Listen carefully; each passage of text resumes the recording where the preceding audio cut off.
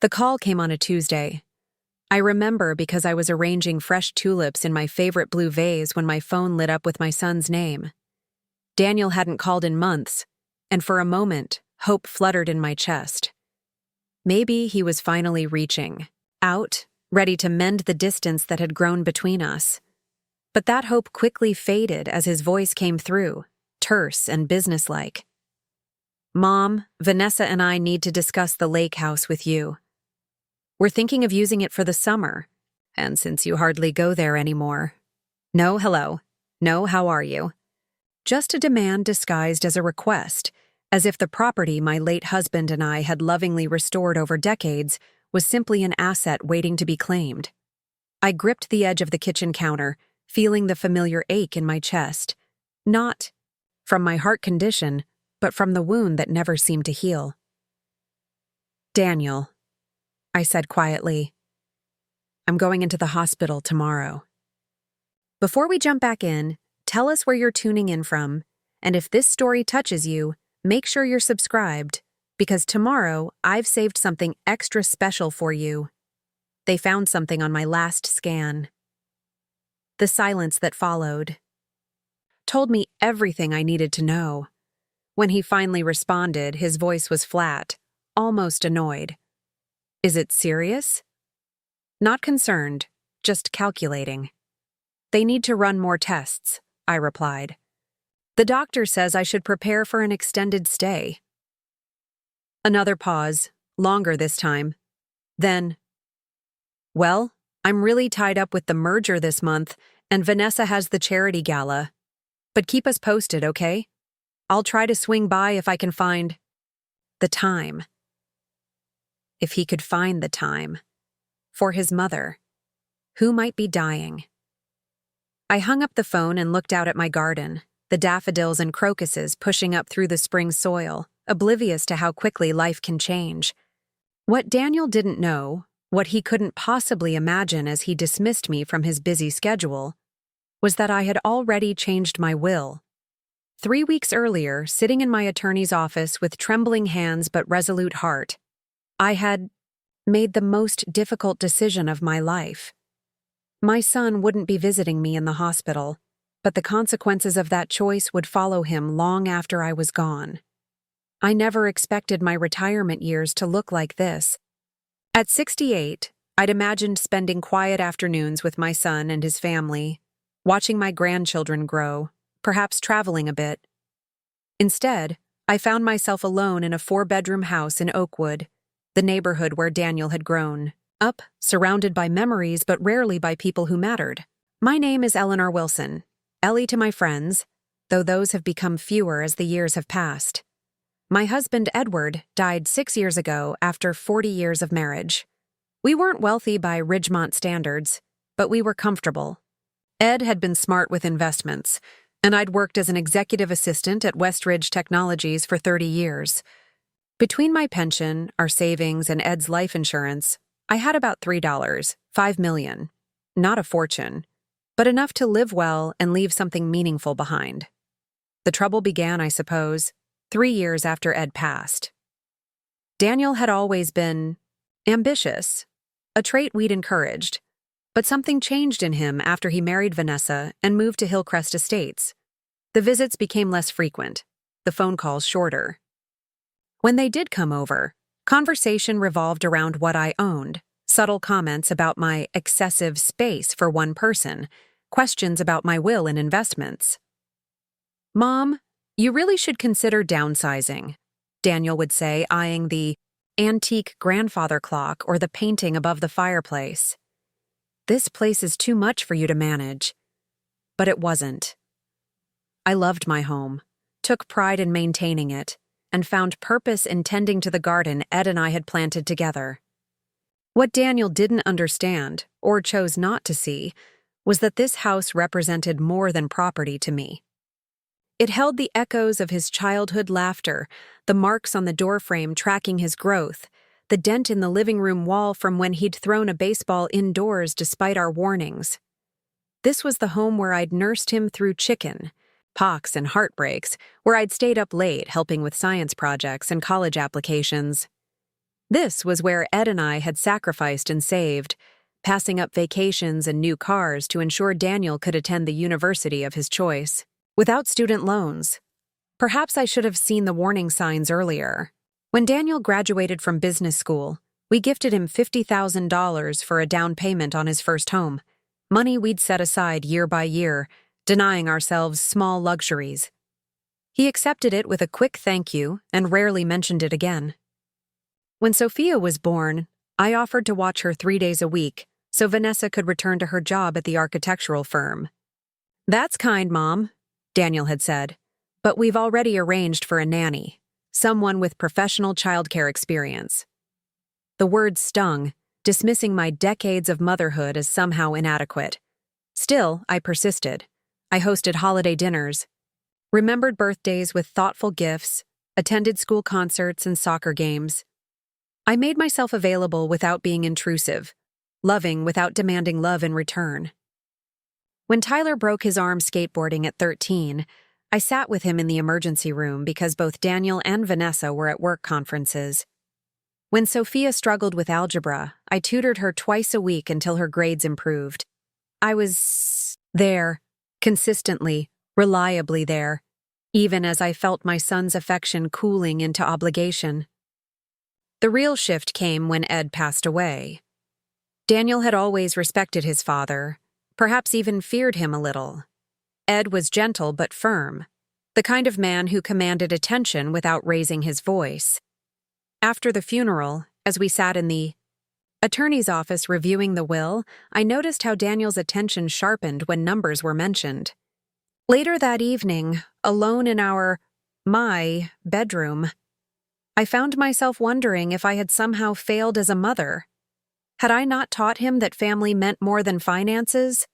That love wasn't measured in dollar signs and property deeds?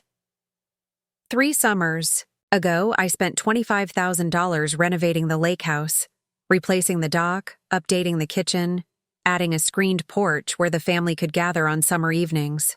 I'd hoped it would become a place where Daniel's family would want to spend time with me, creating new memories to fill the void Ed had left. That first weekend, watching Tyler and Sophia splash in the lake, hearing Vanessa compliment the new kitchen, seeing Daniel relax on the porch with a beer, I felt a flicker of hope. But by Sunday afternoon, Daniel was checking work emails, Vanessa was planning her next charity committee meeting, and the following weekend, they were too busy to return. I tried not to take it personally. Everyone has their own lives, their own priorities. But when my 70th birthday approached and Daniel suggested keeping it simple with lunch at a restaurant rather than the family gathering I'd hoped for, something inside me began to shift. I found myself wondering what I was holding on to and why. The realization was slow but inevitable. I had become an afterthought in my son's life, valuable primarily for what I could provide rather than who I was. Still, old habits die hard. When Daniel mentioned they were considering private school for the children, I offered to cover the tuition. "You and Ed did the same for me," he said, accepting without hesitation. When Vanessa wanted to renovate their master bathroom, I wrote a check for $30,000 as a just because gift. I kept giving, hoping that generosity might bridge the growing distance, that financial support might somehow translate into emotional connection. It was Martha who finally said what I couldn't admit to myself. We were having coffee at the cozy corner, and I was making excuses for why Daniel hadn't returned my calls for 2 weeks. "Ellie," she said, setting down her cup with a decisive clink, "when was the last time Daniel did anything for you? Not for your money, not for your house or lake property, but for you as a person who deserves care and consideration?" I stared at her, mouth opening and closing without sound. "That's what I thought," she continued. "You've turned yourself into an ATM, and he's forgotten there's a human behind the transactions." Her words hurt because they were true. That afternoon, I sat in my garden, the one Ed and I had planted together, the one I still tended with care, and allowed myself to feel the full weight of my situation. I had become a convenience in my son's life, a resource to be tapped when needed and ignored when not. The woman who had once been the center of his world, who had kissed scraped knees and cheered at graduations, had been reduced to a financial plan and an obligation. That evening, I called Daniel again. He answered on the fifth ring, voice distracted. "Mom, can I call you back? I'm just heading into a meeting." I took a deep breath. "Daniel, I'd like to have dinner this weekend. There's something important I want to discuss." A pause, the sound of papers shuffling. "This weekend is tough. Tyler has a tournament, and Vanessa's parents are visiting from Phoenix." "What about the following weekend?" I pressed, unusual for me. Another pause. Preparing and narrating this story took us a lot of time, so if you are enjoying it, subscribe to our channel.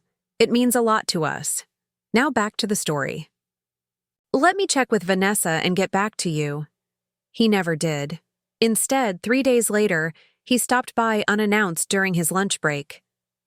"You sounded concerned on the phone," he said, checking his watch as he declined my offer of coffee. "Is everything okay?" I studied my son's face, the same eyes as Ed's, the same cleft in his chin, and felt a surge of love mixed with disappointment. "I've been thinking about the future," I began carefully, "about what happens to everything when I'm gone." His posture changed immediately, becoming more attentive. "That's actually good timing, Mom. Vanessa and I were just discussing how you might want to add the grandkids to your will directly, for tax purposes, you know." In that moment, something crystallized within me. It wasn't just that he'd come running at the mention of inheritance. It was the complete absence of concern for why I might be thinking about mortality in the first place.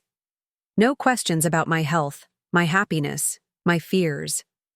Just strategies for maximizing his financial gain from my eventual death. "I'm considering some changes," I said neutrally. "I'll let you know when I've made decisions." He frowned slightly, checked his watch again. "Well, don't make any big moves without talking to me first. I know some excellent estate planners who could help you maximize the family's benefit." Not my benefit. The family's.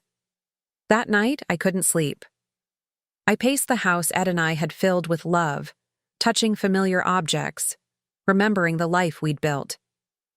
In our bedroom closet, I found a box of Daniel's childhood drawings, stick figures labeled Mom and Dad, with hearts floating above them, school essays about how I was his hero, birthday cards with carefully printed "I love yous." When had that little boy, so full of affection and admiration, transformed into the calculating man who now saw me primarily as a financial asset? The next morning, I called Jonathan Blackwell, our family attorney, since Ed and I had written our first will after Daniel was born. "I need to make some changes," I told him. "Significant ones. Can we meet this week?" 3 days later, I sat in his wood-paneled office, hands clasped tightly in my lap as I explained what I wanted to do. Jonathan, who had known our family for decades, listened without judgment, taking careful notes. "Are you certain about this, Ellie?" he asked when I finished. "It's a dramatic shift from your previous arrangements." I nodded, my resolve strengthening, even as my heart ached. "Yes, it's time for me to make different choices." Over the next few weeks, I met with Bob Friedman, my financial advisor, reorganizing investments and establishing new accounts. I consulted with the director of the Second Chance Foundation, a local organization that provided educational scholarships to disadvantaged youth. I visited a retirement community called Riverside Gardens, with its charming cottages and vibrant social calendar.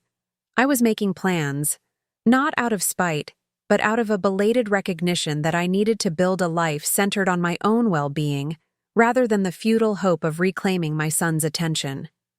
The diagnosis came almost as an afterthought. I'd gone in for a routine checkup, mentioned some fatigue and shortness of breath. Tests were ordered, specialists consulted. "There's a mass," Dr. Chen said gently, her finger pointing to a shadow on the scan. We need to do a biopsy to determine exactly what we're dealing with, but given its location and appearance, we should prepare for aggressive treatment. I nodded calmly, asking practical questions about procedures and timelines. Only in the car afterward did I allow the tears to come, not just for the diagnosis, but for the knowledge that facing this battle would reveal just how alone I truly was. I called Daniel from the hospital parking lot, half hoping this crisis might awaken something in him, might remind him of the bond we once shared. "They found something," I said, keeping my voice steady. "I'm going in for a biopsy next week, and they're talking about surgery after that." His response was prompt but perfunctory. Offers to connect me with a colleague who knows someone at Mayo Clinic, questions about whether my insurance would cover everything, a promise to keep in touch. Not an offer to drive me to appointments, not a moment of shared fear or vulnerability, certainly not a recognition that his mother might need him now more than ever. In the days that followed, it was Martha who drove me to pre-op appointments, who sat beside me as the doctor explained surgical risks, who helped me prepare my home for my return. It was Robert who brought over homemade soup and fresh bread, who made sure my bills were organized for the weeks I'd be hospitalized. It was neighbors and church friends who arranged a schedule for checking my mail and watering my plants. Daniel called once, leaving a voicemail while I was meeting with the anesthesiologist.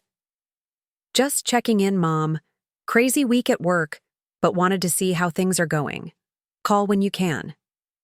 The night before my surgery, I sat in my garden watching the sunset paint the sky in shades of pink and gold.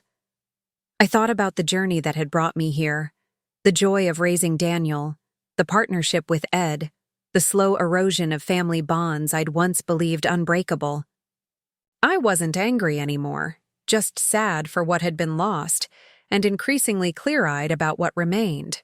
The will had already been changed, the trust documents signed and notarized. My new estate plan reflected not bitterness, but reality, allocating my assets to those who had shown genuine care and to causes that would make a meaningful difference. As twilight deepened into darkness, I made peace with my decisions. Whatever happened on the operating table tomorrow, I had finally honored my own worth. I had recognized that love without respect is not really love at all, and that enabling someone's indifference only ensures its continuation. If I survived, and I fully intended to, I would build a different kind of life, one based on reciprocal relationships rather than one-sided sacrifice. And if I didn't, well, Daniel would discover that actions have consequences, and that his mother had finally learned to value herself as much as she had always valued him. The morning of my surgery arrived with a gentle rain tapping against my bedroom window. Martha came at 6 to drive me to Lakeside Memorial, helping me pack the overnight bag I'd prepared with careful attention to small comforts, my softest nightgown, lavender hand cream, the well-worn paperback I'd been reading. In the car, I checked my phone one last time. No messages from Daniel. I wasn't surprised, but the confirmation of his absence still stung. "He might still show up," Martha offered as we turned into the hospital parking lot. I smiled at her kindness, but shook my head. "No, he won't, and that's okay. I'm not alone." She squeezed my hand, her eyes bright with unshed tears. "No, Ellie, you certainly are not." The admission process was efficient, almost mechanical. Forms to sign, questions to answer, hospital bracelet secured around my wrist. Dr. Chen stopped by as I was changing into the gown, her manner professional but kind. "We're going to take good care of you, Eleanor," she promised. "The team is excellent, and we've reviewed your case thoroughly." I thanked her, appreciating her competence as much as her compassion. In the pre-op area, a nurse named Michael checked my vitals and explained what would happen next. "Is there family in the waiting room?" he asked as he inserted the IV line. "Your emergency contact is listed as Martha Jenkins. She's as good as family," I replied, watching the clear fluid drip steadily into my vein. "Better," in some ways. As they prepared to wheel me into the operating room, I felt a strange sense of calm.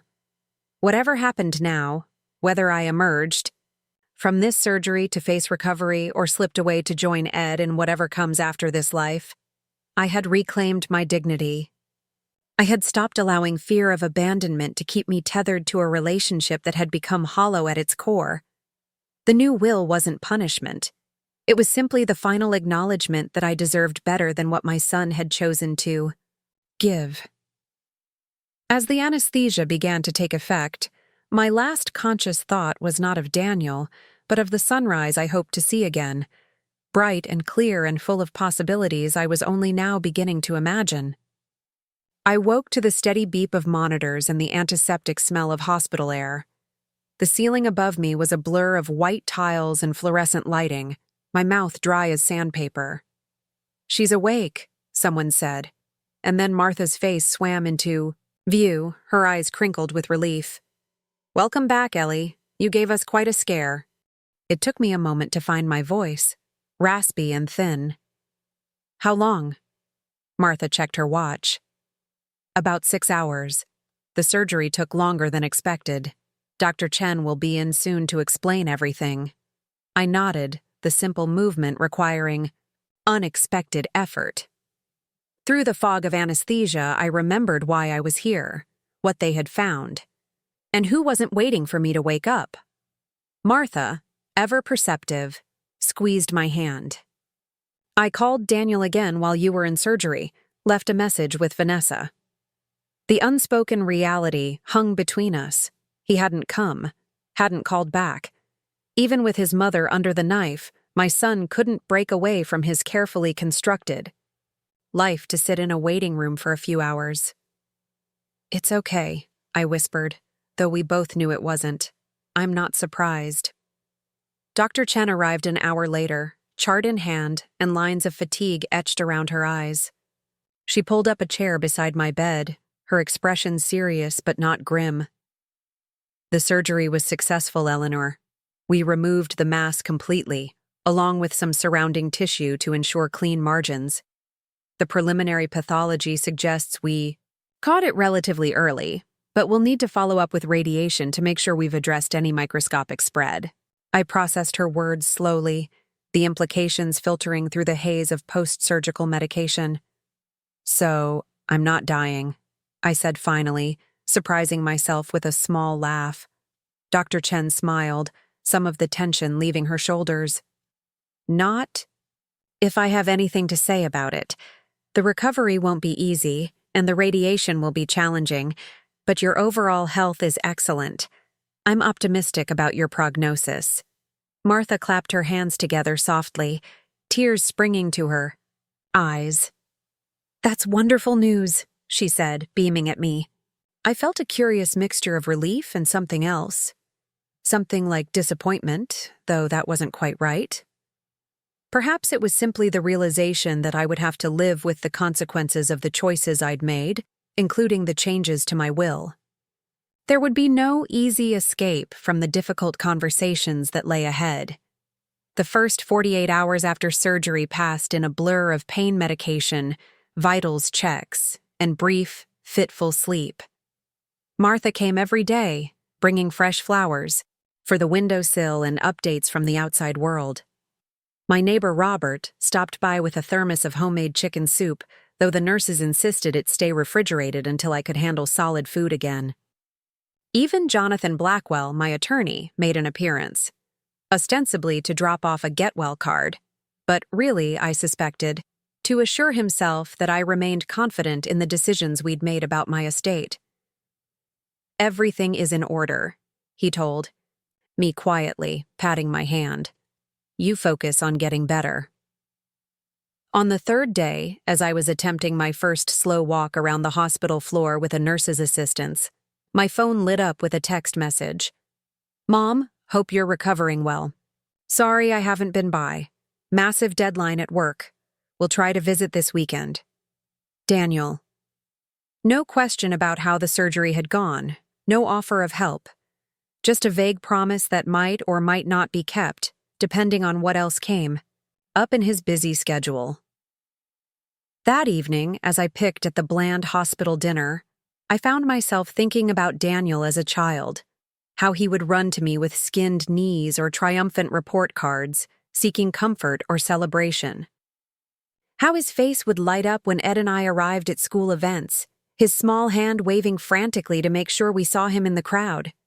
When had that eager, loving boy become this distant, preoccupied man? Was it my fault somehow? Had I spoiled him, making his path too easy, removing obstacles that might have built character? Or was it simply the natural course of things? Children grow up, build their own lives, and sometimes those lives have little room for aging parents. The questions circled in my mind as night settled over the hospital, bringing no answers, only a deepening certainty that something fundamental had to change. On the 5th day, Dr. Chen signed my discharge papers, reviewing my at-home care instructions with both Martha and me. "You'll need help for at least the first week," she explained, "especially with the drain and changing dressings. After that, you can gradually resume normal activities, but nothing strenuous for 6 weeks. Radiation will start in about a month, once you've healed sufficiently from the surgery." Martha nodded, taking detailed notes. "I've got it covered," she assured the doctor. "We've worked out a schedule with some friends from church to help, with meals and transportation." Dr. Chen smiled approvingly. "Good. Strong support systems make a significant difference in recovery outcomes." I thought about Daniel, about the support system I should have had but didn't, about the fact that he still hadn't visited, still hadn't called directly, just that one text message, as if checking a box on a to-do list. I wondered what Dr. Chen would think if she knew, if she would judge me for raising a son who could be so indifferent to his mother's suffering. But perhaps she had seen it all before. Families fractured by expectations and disappointments, love transformed into obligation, and then into something even less substantial. Martha's compact sedan wasn't the most comfortable ride for someone, with fresh surgical incisions, but she drove with exaggerated care, slowing for every bump and pothole on the route back to Oakwood. We had just turned onto my street when she cleared her throat awkwardly. "Ellie, I should mention, there's a car in your driveway. Looks like Daniel's Audi." My heart gave a strange little lurch, hope mingled with apprehension. "He didn't mention he was coming," I said, reaching instinctively for my phone, which showed no new messages. Martha's expression was carefully neutral. "Maybe he wanted to surprise you. That would be nice."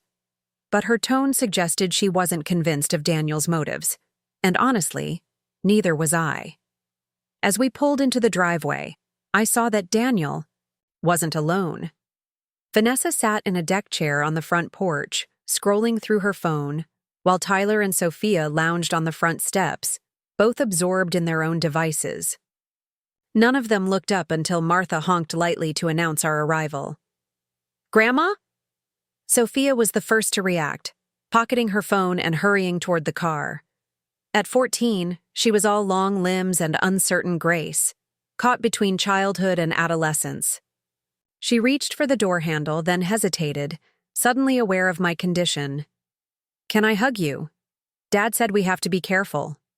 I smiled, genuinely warmed by her concern. A gentle hug is just what the doctor ordered. She embraced me with exaggerated gentleness, and I breathed in the familiar scent of her shampoo, remembering when she used to climb into my lap for bedtime stories. Tyler approached more cautiously, offering an awkward wave. "Hey, Grandma. Glad you're not dead." Martha made a choking sound behind me, but I laughed, appreciating his teenage bluntness. "Me too, sweetheart. Me too." Daniel and Vanessa had made their way down the porch steps by now, Daniel carrying a small bouquet of store-bought flowers, Vanessa wearing the tight smile she reserved for obligatory social functions. "Mom," Daniel said, leaning in for a brief, careful hug. "You look good." It was an obvious lie. I was pale, gaunt, moving with the deliberate slowness of the recently wounded, but I accepted it with a nod. "It's nice to see you all," I said, including Vanessa in my glance. She stepped forward, air kissing near my cheek. "We wanted to be here when you got home," she said, "to make sure you had everything you needed." The words were right, but the tone was wrong, practiced rather than genuine, a social performance rather than a heartfelt concern. Martha helped me inside, Daniel carrying my small suitcase, the children trailing behind with varying degrees of interest. The house felt different. Somehow, too clean, too arranged. "We tidied up a bit," Vanessa explained, noticing my puzzled expression. "Hired a service to do a deep clean before you came home. Can't have you recovering in a dusty environment." I bit back the retort that rose automatically to my lips, that my house had been immaculately maintained. That dusty was hardly a fair description of the home I had kept with pride for decades. Instead, I thanked her politely, reminding myself that in their world, hiring strangers to clean was a gesture of care, not an implied criticism. Martha settled me on the living room sofa, arranging pillows to support my tender side. "Tea?" she asked, already moving toward the kitchen. "That would be lovely," I replied, then turned to Daniel. "Thank you for coming. It means a lot." He nodded, setting the flowers on the coffee table. "Of course, Mom. Family first, right?" The phrase hit me with unexpected force. Family first, something Ed and I had repeated throughout Daniel's childhood, a core value we had tried to instill through both words and actions. But it had become just that for Daniel, a phrase, emptied of meaning, trotted out when convenient. We made small talk as Martha prepared tea, the children's school activities, Daniel's upcoming business trip, Vanessa's charity committee. No one mentioned the surgery details or my prognosis, as if the medical reality was too uncomfortable to acknowledge directly. I answered their questions and asked my own, playing the role of gracious hostess despite being the one in need of care. It wasn't until Vanessa excused herself to take a call in the kitchen that Daniel leaned forward, lowering his voice. "Mom, we need to talk about next steps. Vanessa and I have been discussing options, and we think it might make sense for you to consider selling this place. It's too much house for one person, especially now with your health concerns." I stared at him, momentarily speechless. Not even an hour home from the hospital, still wearing the special post-surgical bra that accommodated my drain, and already he was angling for the house. "This isn't the time, Daniel," I said quietly, conscious of the children nearby. "I'm not making any major decisions right now." He frowned, glancing toward the kitchen to ensure Vanessa was still occupied. "I'm not trying to rush you, but being practical is important. You can't manage alone anymore. That's just reality. We could help you find a nice condo, something manageable, or there are those upscale assisted living communities near Hillcrest."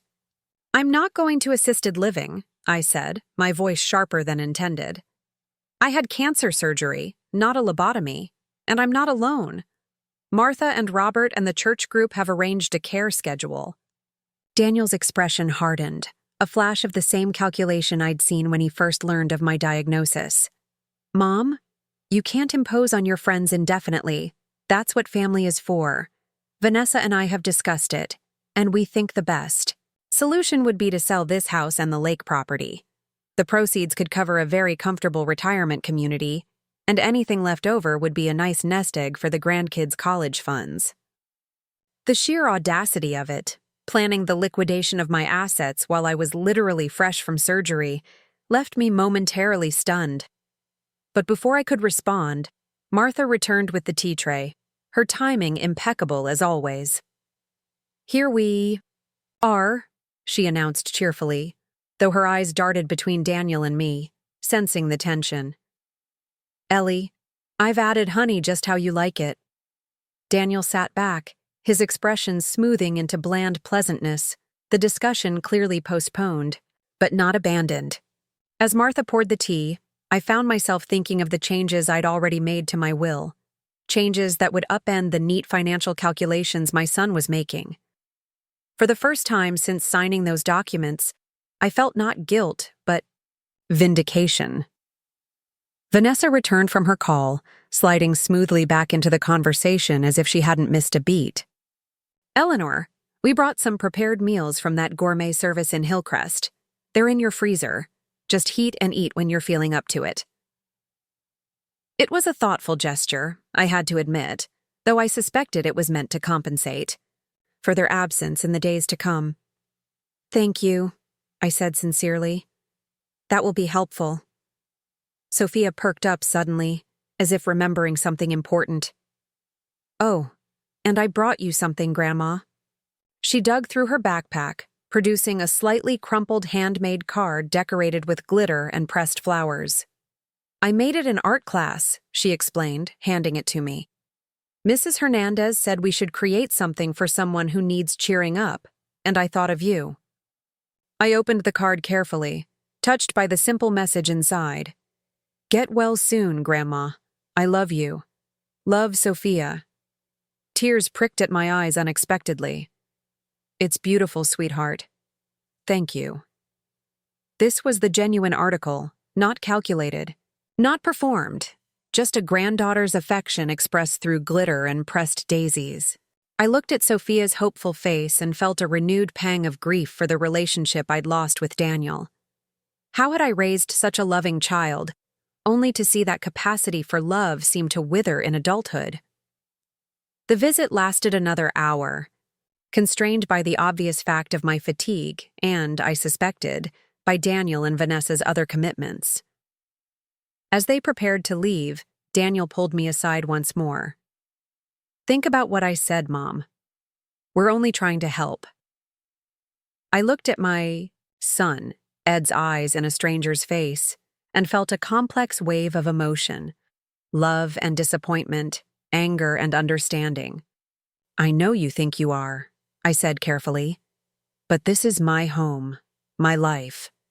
I'll make my own decisions about what happens next.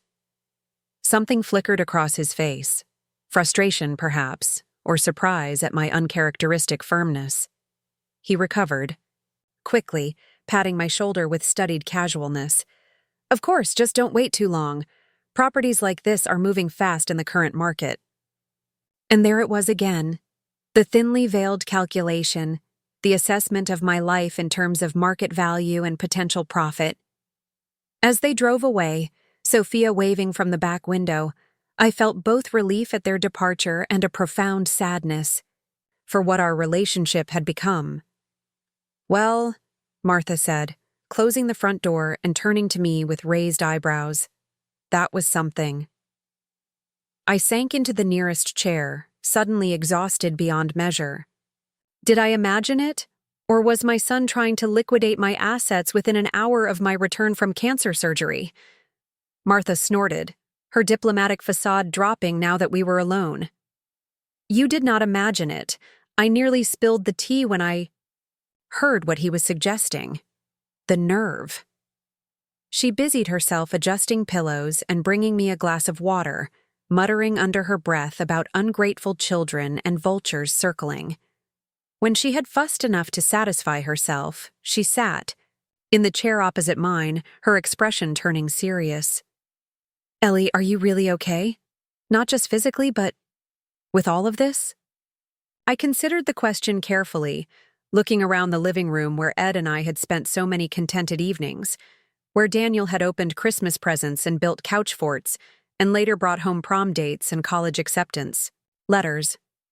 No, I admitted finally. I'm not okay, but I will be.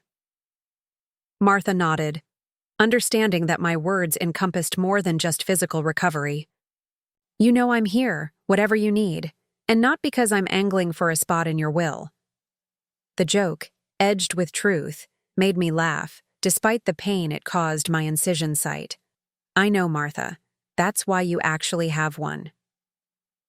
The first week home from the hospital established a new rhythm to my days. Martha stayed in the guest room, helping with the drain, changing dressings, and ensuring I took medications on schedule. Church friends brought casseroles and fresh bread, staying for brief visits that brightened the long afternoons. Robert stopped by daily, sometimes just to check if we needed anything from the store. other times to sit and read to me when my eyes were too tired for books. Daniel called once, a brief, awkward conversation about my recovery that ended with another mention of downsizing options he'd be happy to discuss when I was feeling stronger. I deflected gently but firmly, already knowing that conversation would never happen on his terms. The changes to my will weren't about punishment, they were about reality.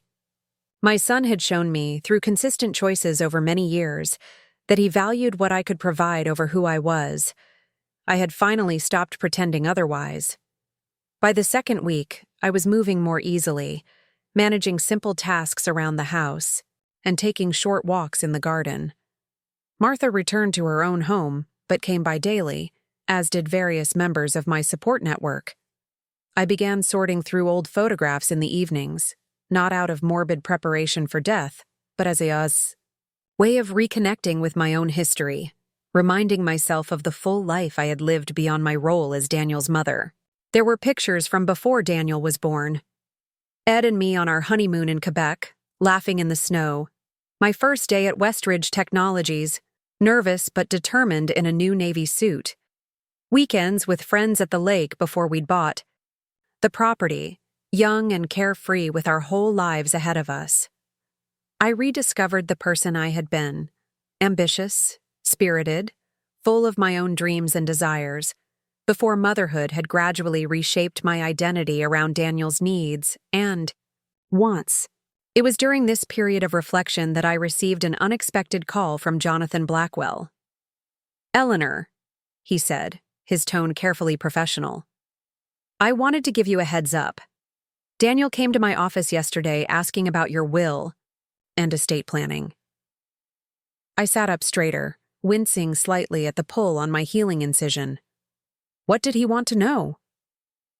"Everything," Jonathan replied dryly. "Your current will provisions, any recent changes, details about trusts or accounts." He presented it as concern for your welfare following your surgery, but it was fairly transparent. I closed my eyes briefly, unsurprised, but still disappointed. "What did you tell him?" "Only what I'm ethically obligated to disclose, which at this point is virtually nothing. I explained that client confidentiality prevents me from discussing your affairs without your explicit permission." He was persistent. The pause spoke volumes. "I'm sure he was," I said, imagining Daniel's smooth attempts at persuasion turning increasingly frustrated when they failed to yield results. "Did he mention that he's been encouraging me to sell my properties?" Jonathan made a sound between a sigh and a snort. "He did, in fact. Suggested that you might not be of sound mind to manage your affairs given your health situation." My fingers tightened around the phone. "Did he really?" "Don't worry," Jonathan assured me. "I've known you for 30 years, Ellie. I've seen you make careful, rational decisions through far worse circumstances than this. And I reminded Daniel that your cognitive abilities are not in question, only your willingness to follow his preferred financial plan." After we hung up, I sat in Ed's old armchair by the window, watching the neighborhood children ride bikes along the sidewalk. Daniel's attempt to circumvent me by going directly to Jonathan wasn't just presumptuous, it was revealing. He wasn't concerned about my welfare. He was concerned about his inheritance. The realization should have hurt, but instead I felt a curious sense of clarity, as if a fog had finally lifted. For years, I had made excuses for Daniel's behavior, attributing his growing distance and financial focus to stress, to Vanessa's influence, to the natural evolution of our relationship as he built his own family. I had shouldered the blame, wondering what I had done wrong as a mother to create this dynamic. But sitting there in the fading afternoon light, I understood that Daniel's choices were his own. I had given him every advantage, every opportunity to develop into a compassionate, generous person. That he had chosen a different path wasn't my failure. It was his. 3 days later, as I was reviewing some paperwork from the hospital's billing department, my doorbell rang. To my surprise, it was Sophia standing on the porch, backpack slung over one shoulder, shifting nervously from foot to foot. "Grandma," she said when I opened the door, "can I come in? I need to talk to you." I ushered her inside, concerned by her unusual appearance on a school day. "Is everything all right, sweetheart? Does your father know you're here?" She shook her head, dropping onto the couch with the dramatic flair only teenagers can truly master. "No, and I don't care. They're being awful, Grandma. Just awful." I sat beside her, careful not to press too quickly. At 14, Sophia was navigating the complicated territory between child and young adult, her emotions often intense and mercurial. "What happened?" I asked gently. She twisted a strand of hair around her finger, a nervous habit she'd had since childhood. "I overheard them talking last night. About you, about the house. Dad said you were being stubborn and irrational, and that they needed to accelerate the timeline before you did something stupid with the money. Mom said maybe they should get you declared incompetent or something. It was gross, Grandma. Like they were." "I don't know. Plotting against you." I kept my expression neutral despite the shock and anger rippling through me. "I see," I said carefully. "And how did that make you feel?" Sophia looked at me directly, her young face fierce with indignation. "It made me feel ashamed of them. You just had cancer surgery and all they care about is getting your house? It's disgusting." The unvarnished honesty of adolescence. Cutting. Straight to the heart of the matter without the polite fictions adults construct. "I came to warn you," she continued, "and to say I'm sorry. You don't deserve that, especially not from Dad." I reached for her hand, deeply moved by her loyalty and moral clarity. "Thank you for telling me, Sophia. That took courage." She shrugged, embarrassed now by her own emotion. "Whatever, it's just wrong." We sat in silence for a moment, the weight of her revelation settling between us. Then, hesitantly, she added, "Grandma, would it be okay if I came to visit you sometimes? Like, regularly? Without telling them?" I considered the implications carefully. I had no desire to put Sophia in the middle of conflict with her parents, yet I valued our relationship too, much to discourage her. "You're always welcome here," I said finally. "But I think we should be transparent about it. How about if I talk to your dad about setting up a regular time for us to spend together? Maybe you could help me with the garden now that I'm getting back on my feet." Sophia nodded, clearly relieved. "That would be cool. I'd like that." After Sophia left, I'd insisted on calling Daniel to let him know where she was, despite her protests. I sat alone in my living room, processing this latest development. The fact that they were discussing having me declared incompetent was deeply disturbing, though perhaps not entirely surprising given Daniel's visit to Jonathan. It suggested a level of calculation and entitlement that exceeded even my adjusted expectations. More significant, though, was Sophia's reaction. Her instinctive recognition of the moral bankruptcy in her parents' behavior, her decision to warn me despite the potential consequences. In her, I saw hope that the values Ed and I had tried to instill in Daniel might still find expression in the next generation. That evening, I called Bob Friedman and asked him to come by the house the following day. If Daniel and Vanessa were accelerating their timeline, I needed to ensure my affairs were fully in order, with no vulnerabilities they might exploit. I also called Dr. Chen's office and requested a formal letter confirming my cognitive capacity to be added to my medical file and copied to Jonathan. These were precautionary measures, but after Sophia's warning, they seemed prudent. Bob arrived promptly at 10 the next morning, his briefcase bulging with folders and his expression concerned. "Eleanor," he said as we settled in the dining room with coffee, "Jonathan called me. I want you to know I'm deeply disturbed by what's happening." I nodded, appreciating his straightforward approach. "So am I, Bob. But I'm not surprised, not anymore. I need to make sure everything we've put in place is secure." For the next 2 hours, we reviewed my financial arrangements in meticulous detail, the trust for Sophia and Tyler, the donation structure for the Second Chance Foundation, the provisions for Martha and several other friends who had shown such care during my illness. We discussed contingency plans for various scenarios, including the possibility of a legal challenge from Daniel. "Your documentation is thorough," Bob assured me, closing his notebook. "Your competence is well established. Your decisions are rational and clearly explained in the supporting letters. There's very little grounds for contesting anything you've done." I sighed, feeling both relieved and saddened that such precautions were necessary. "I never imagined I'd be fortifying my estate plans against my own son," I admitted. "But here we are." Bob's expression softened with sympathy. "Eleanor, I've been in this business for 40 years. Family dynamics around money can bring out the worst in people, even those we thought we knew best. You're not the first parent to face this kind of situation, and sadly, you won't be the last." That night, alone in the house for the first time since my surgery, I found myself standing in Daniel's old bedroom, now converted to a home office, but still bearing traces of its original purpose. The growth chart marked on the closet door frame, the shelf that once held sports trophies now displaying reference books. I remembered the night terrors he'd experienced around age 7, how I'd sit beside his bed for hours, smoothing his hair back from his forehead until he fell into peaceful sleep.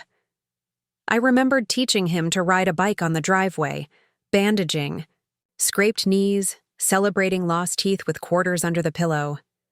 I had loved him completely, without reservation or condition. When had that ceased to be enough? When had my value in his eyes shifted from who I was to what I could provide? Standing there in the dim light, surrounded by the ghosts of happier times, I finally accepted the full truth. The son I had raised with such devotion now saw me primarily as a financial asset to be managed, an obstacle to his inheritance plans, a problem to be solved rather than a person to be loved. It was a bitter realization, but facing it squarely brought its own kind of freedom. I was done making excuses, done hoping for change, done measuring my worth by his approval.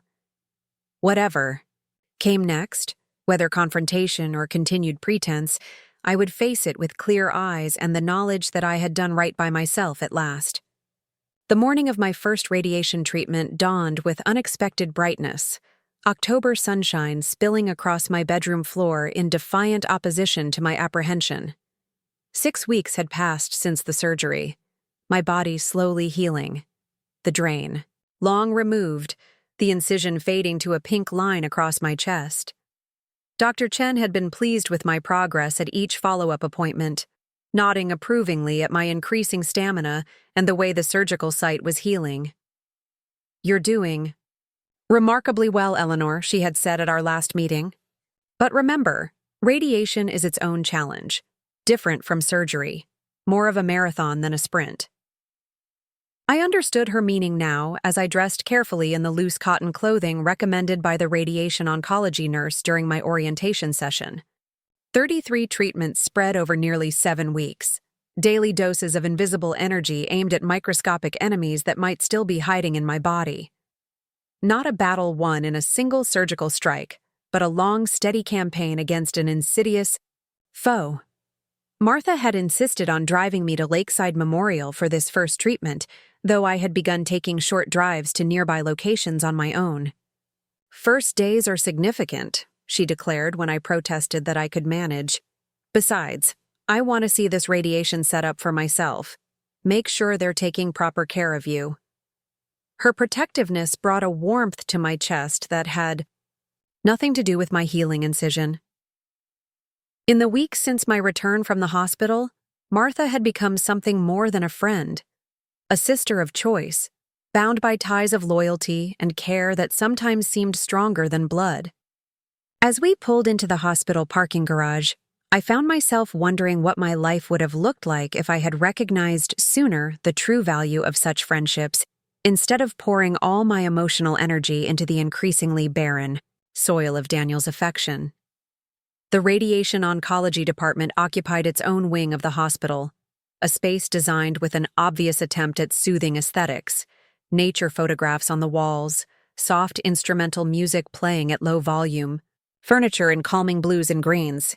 But nothing could fully disguise its true purpose, evident in the specialized equipment glimpsed through partially open doors and the quiet efficiency of staff dressed in scrubs and lab coats.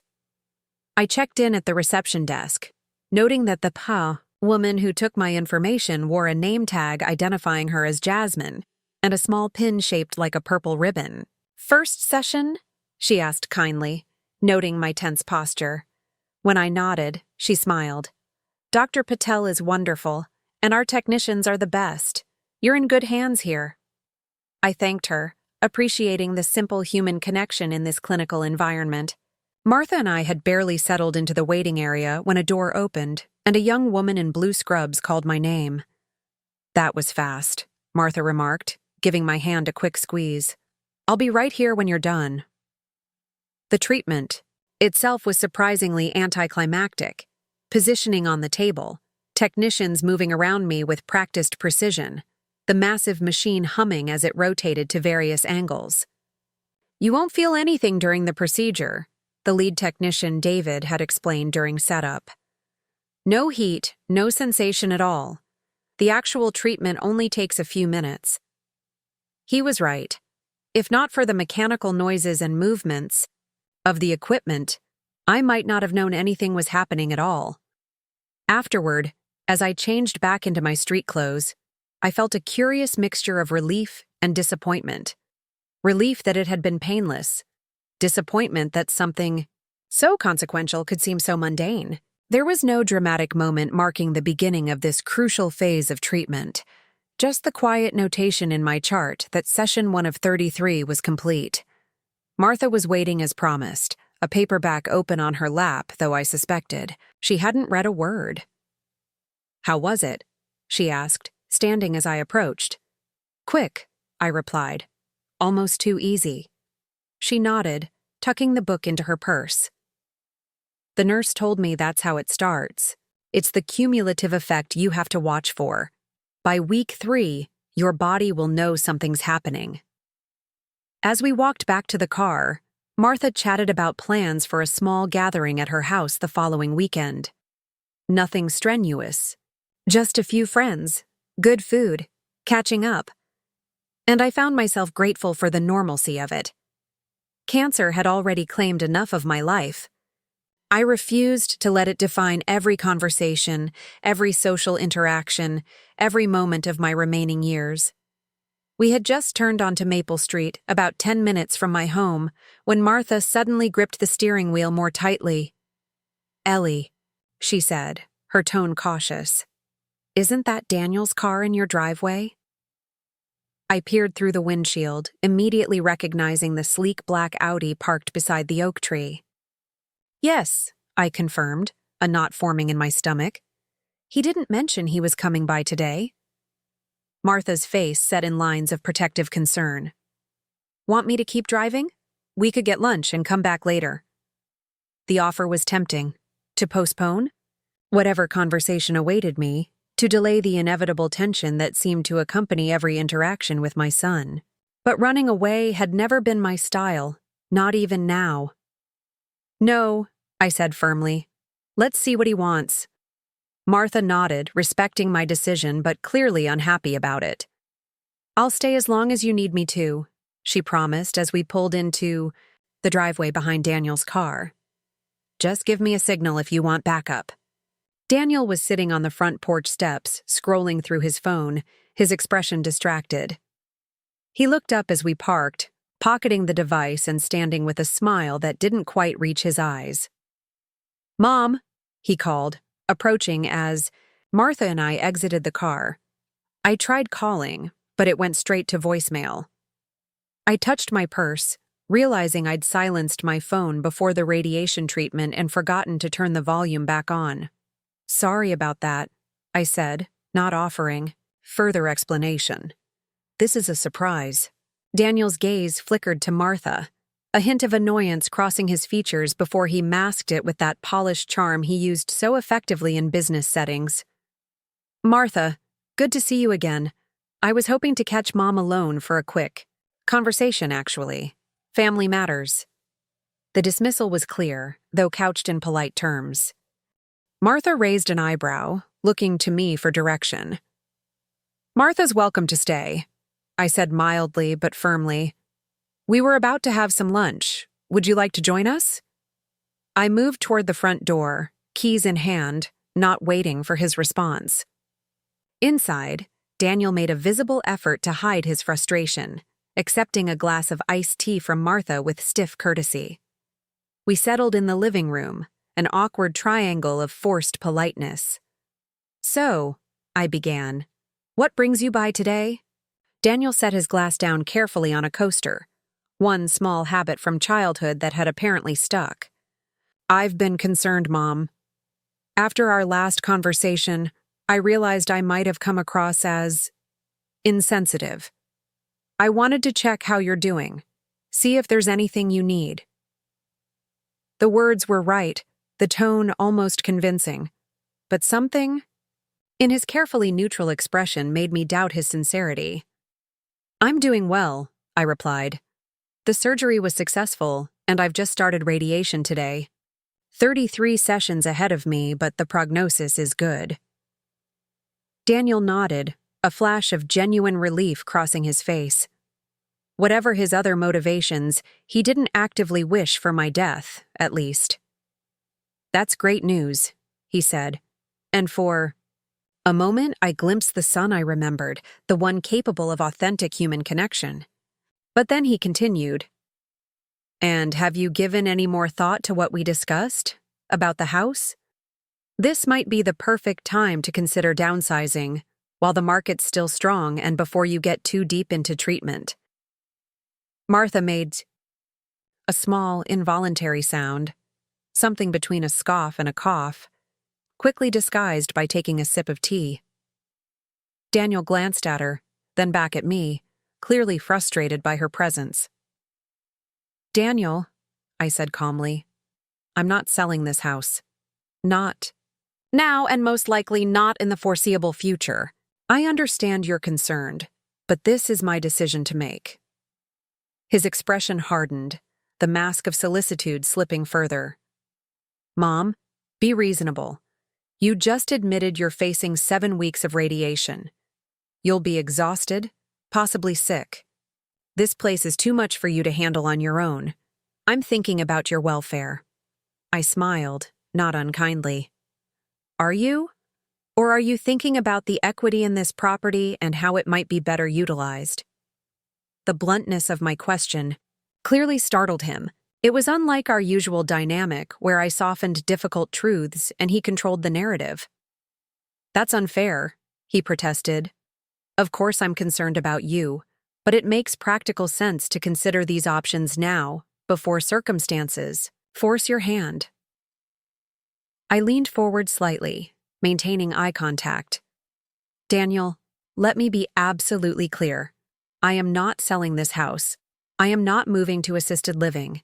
I am not liquidating assets to fund your children's education or any other purpose you might have in mind.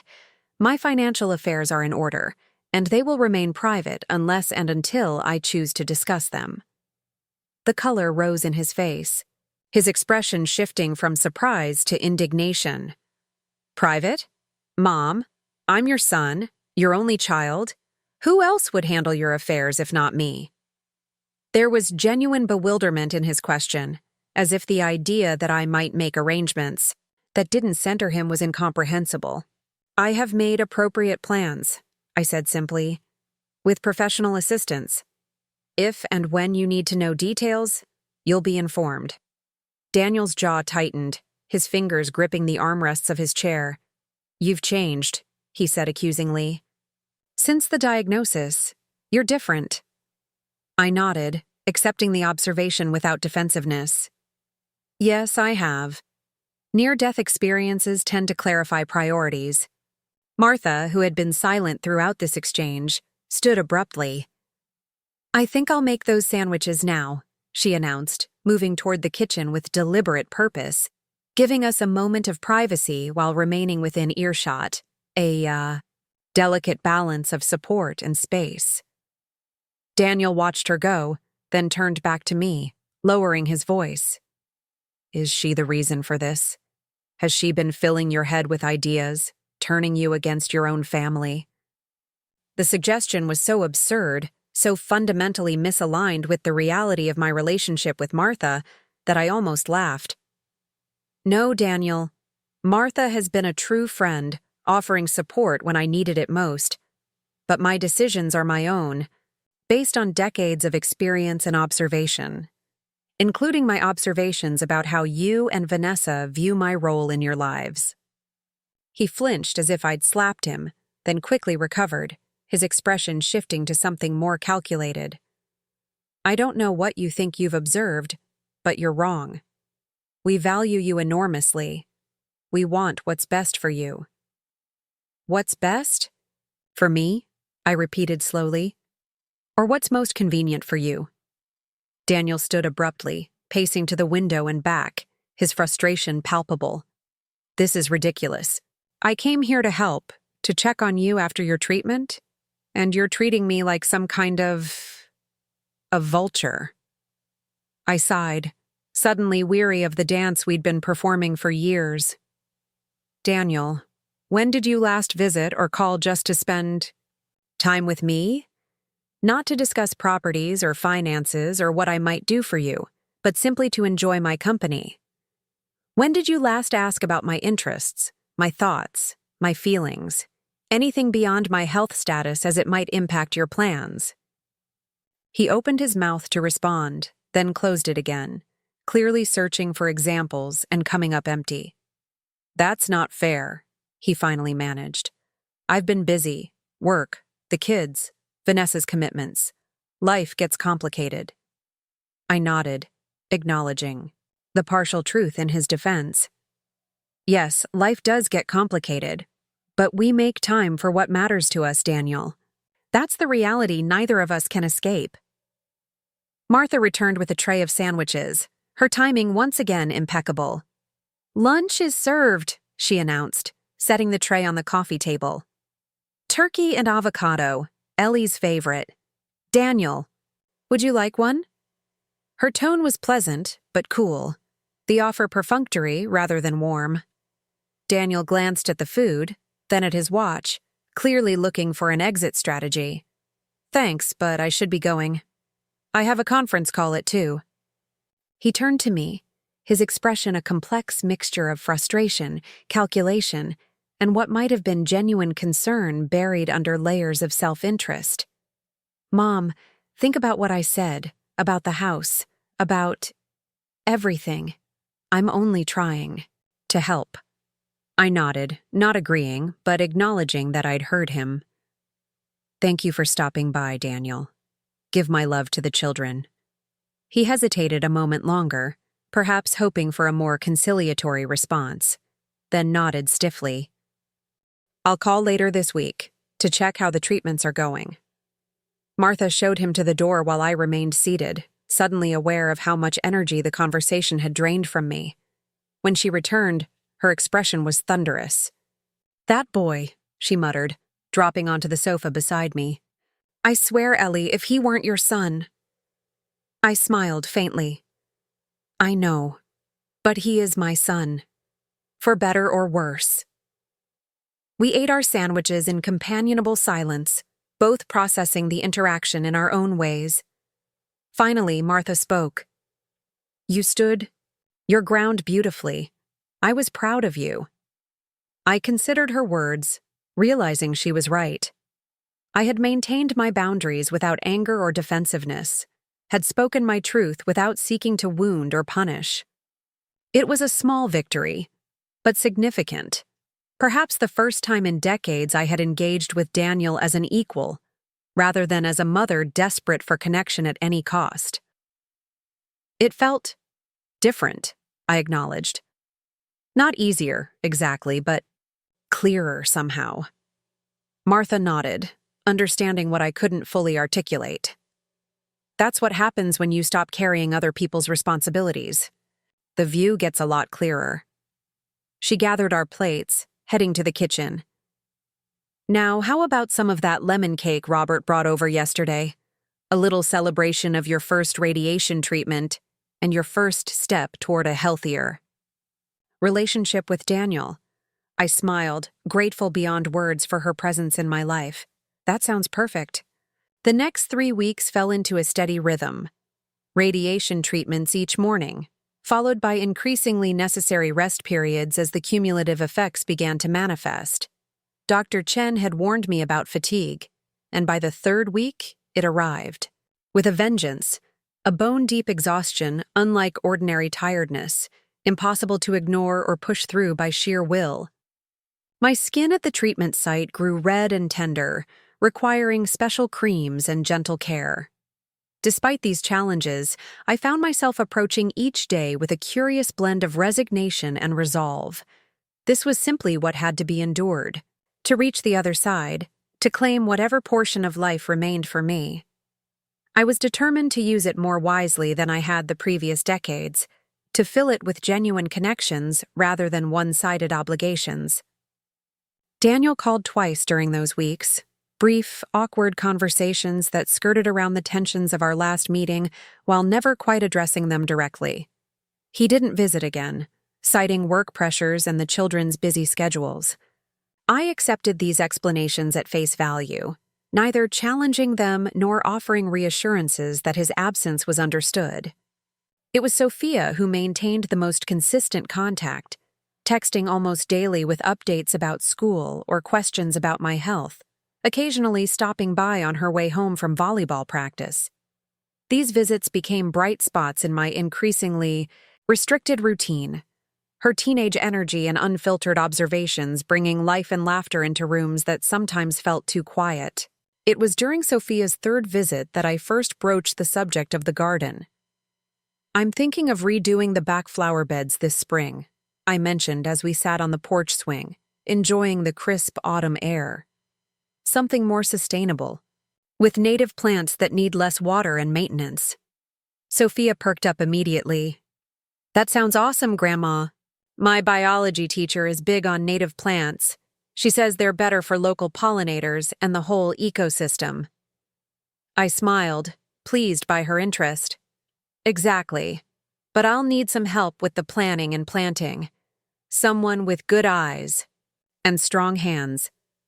She caught my meaning instantly, her face lighting up. "I could help. I mean, if you want me to. I don't know much about gardening, but I could learn." The eagerness in her voice touched something deep within me, a reminder of simpler connections, of relationships based on shared experience rather than transaction. "I'd like that very much," I told her. "We could make it a regular project if you're interested. Saturday mornings, perhaps?" She nodded enthusiastically, already pulling out her phone. "Let me check my calendar. Most Saturdays should work, except when we have tournaments." We settled on a schedule, and as she left that afternoon, there was a new bounce in her step, the satisfaction of being genuinely wanted, genuinely needed for exactly who she was. That evening, as I was preparing for bed, my phone rang with an unexpected call from Daniel. "Mom," he began without preamble, "Sophia tells me you've enlisted her for some kind of gardening project." His tone was neutral, careful, but with an undercurrent of suspicion that immediately set me on edge. "Yes," I confirmed. "We're planning to redesign the back flower beds in the spring." She seemed quite enthusiastic about it. There was a pause, the sound of a door closing on his end. "Mom, I appreciate that you want to spend time with Sophia, but her schedule is already packed. College applications are coming up faster than you think, and every extracurricular matters." I took a slow breath, refusing to be pulled into the defensive position he was attempting to place me in. "Daniel, this was Sophia's choice. She's welcome here anytime, but I'm not enlisting her for anything she doesn't want to do. And frankly, colleges also value family connections and intergenerational activities. Not everything has to be resume building." Another pause, longer, this time. "Look, Mom, I'm trying to be reasonable here, but you have to understand. After our last conversation, it feels like you're trying to drive some kind of wedge between us and the kids. First, the changes to your will that you won't discuss. Now, this secret gardening project with Sophia. I cut him off, my patience wearing thin. There is nothing secret about spending time with my granddaughter, Daniel, and my will is not a topic for discussion, particularly not in this context. If you're concerned about Sophia's time management, that's a conversation to have with her directly. She's 14, quite capable of determining whether she wants to spend a few Saturdays. Mornings helping her grandmother in the garden. Daniel's frustration was audible in his sharp intake of breath. That's not the point, Mom. The point is that you're making unilateral decisions that affect our family without consulting us. The statement was so revealing of his perspective that my relationships, my property, my very life were somehow committee decisions in which he held a controlling vote, that I almost thanked him for the clarity. Instead, I replied calmly, "No, Daniel, I'm living my life according to my own values and priorities. Sophia is welcome here. If she chooses to come, I'll be delighted to see her. If other commitments take precedence, I'll understand. But this isn't actually about Sophia's schedule, is it?" His silence confirmed my suspicion. This was about control. Control he felt slipping away as I established boundaries and made choices that didn't center his interests. Finally, he spoke, his voice tight with suppressed anger. "I don't know what's happened to you, Mom. You were never like this before. Stubborn, secretive, pushing away the people who care about you most." I closed my eyes briefly, recognizing the manipulation in his words, but no longer susceptible to it. What's happened is that I've faced my mortality, Daniel. I've been forced to evaluate what matters most in the time I have left, and I've discovered that I'm no longer willing to sacrifice my peace, my autonomy, or my self-respect to maintain the illusion of a relationship that exists primarily when you want something from me.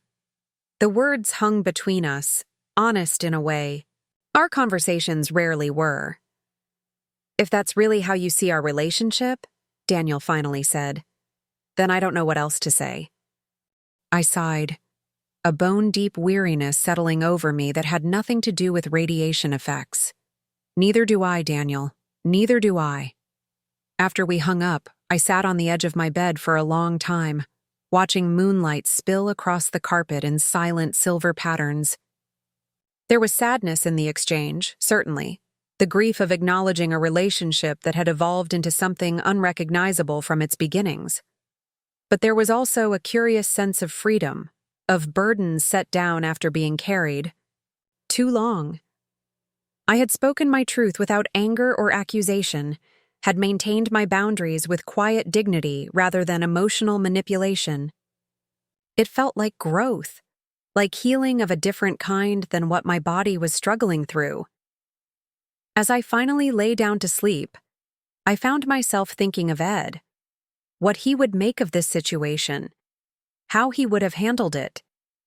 Ed had always seen Daniel clearly, had recognized his tendency toward entitlement and self-interest even when I made excuses or looked the other way.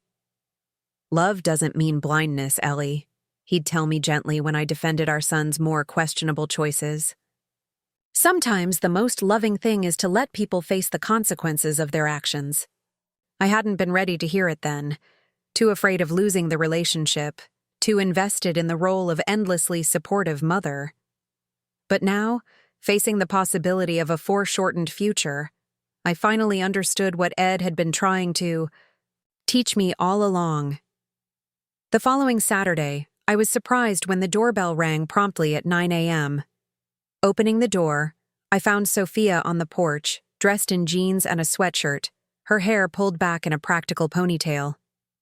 "Ready for gardening research?" she asked brightly, holding up a canvas tote filled with notebooks and what appeared to be library books. I checked out some stuff on native plants and sustainable garden design.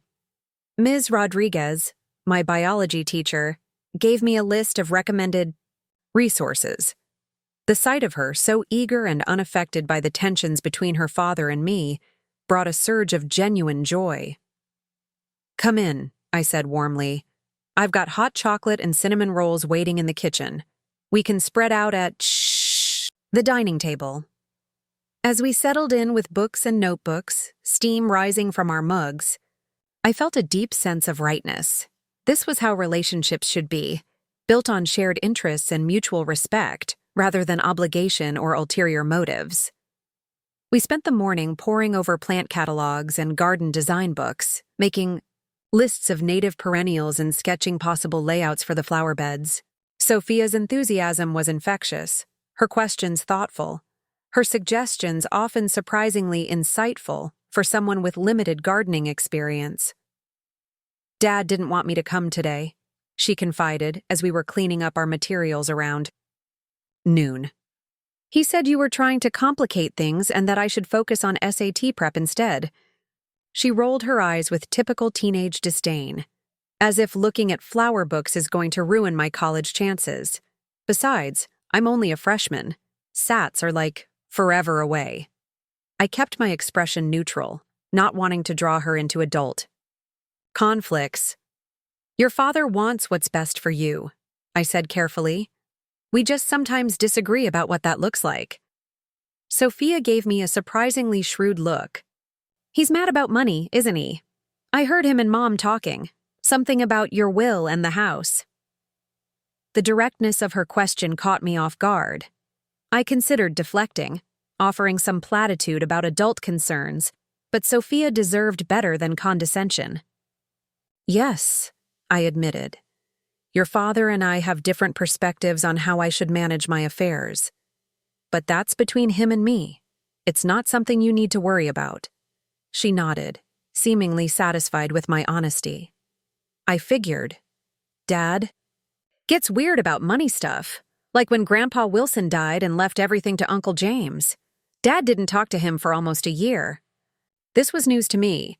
Ed's father had indeed left the bulk of his modest estate to his younger son, who had struggled financially due to health issues.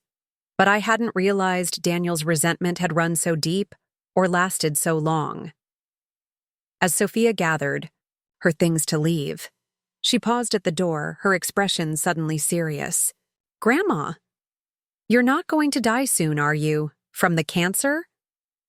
The question, so direct and unvarnished, brought a lump to my throat. "Not if I can help it," I answered honestly. "The doctors are very positive about my prognosis. The radiation is difficult, but it's working." She nodded, relief visible in her young face. "Good, because I really want to plant that garden with you in the spring, and maybe learn to make Grandpa's famous apple pie in the fall, and possibly convince you to let me redecorate the guest room where I stay. It needs, like, a major update." Her casual planning for our future together, her assumption of continued connection, was perhaps the most healing thing I'd experienced since my diagnosis. "It's a deal," I told her, giving her a gentle hug. "The garden in spring, pie in fall, and we can talk about the guest room redecoration. Eventually." She grinned, the momentary seriousness dissolving into her usual teenage exuberance. "I'll start a Pinterest board. See you next Saturday, Grandma." After she left, I moved slowly through the quiet house, feeling a complex mixture of emotions: joy from the morning with Sophia, lingering sadness about Daniel, determination about the path I had chosen. In the kitchen, I noticed Sophia had left one of her notebooks behind, likely accidentally. I picked it up, intending to put it aside for her next visit, when a loose page fell out. A sketch, I realized, of a garden design. But not just any design. She had drawn our backyard with remarkable accuracy, including the oak tree and the old stone bench Ed had installed years ago. The flower beds were rendered in colored pencil, blooming with what I recognized as native wildflowers and ornamental grasses. And there, on the stone bench, were two figures, one clearly meant to be me, the other Sophia, sitting close together surrounded by the garden they had created. Beneath the drawing, in her looping teenage handwriting, she had written, "Grandma Eleanor's Healing Garden, a place to grow together." I stood there in the kitchen, the simple drawing in my trembling hands, overwhelmed by the pure, uncomplicated love it represented. This was what mattered. This was worth protecting. This was the future I wanted to nurture, whatever time I had left. By the 5th week of radiation, the cumulative effects had settled into my body like an unwelcome tenant. The skin across my chest had darkened to an angry red, sensitive to the touch and requiring special creams applied with the gentleness one might use for handling delicate tissue paper. Fatigue had become my constant companion, a heavy cloak I couldn't shed no matter how much I rested. Simple tasks like preparing a meal or sorting laundry now required careful rationing of my limited energy. Yet amid these physical challenges, I found unexpected moments of grace. Martha bringing over homemade soup and staying to share it at my kitchen table. Robert stopping by with fresh flowers from his greenhouse. A particularly kind radiation technician named Lily, who always had a gentle touch and a reassuring smile.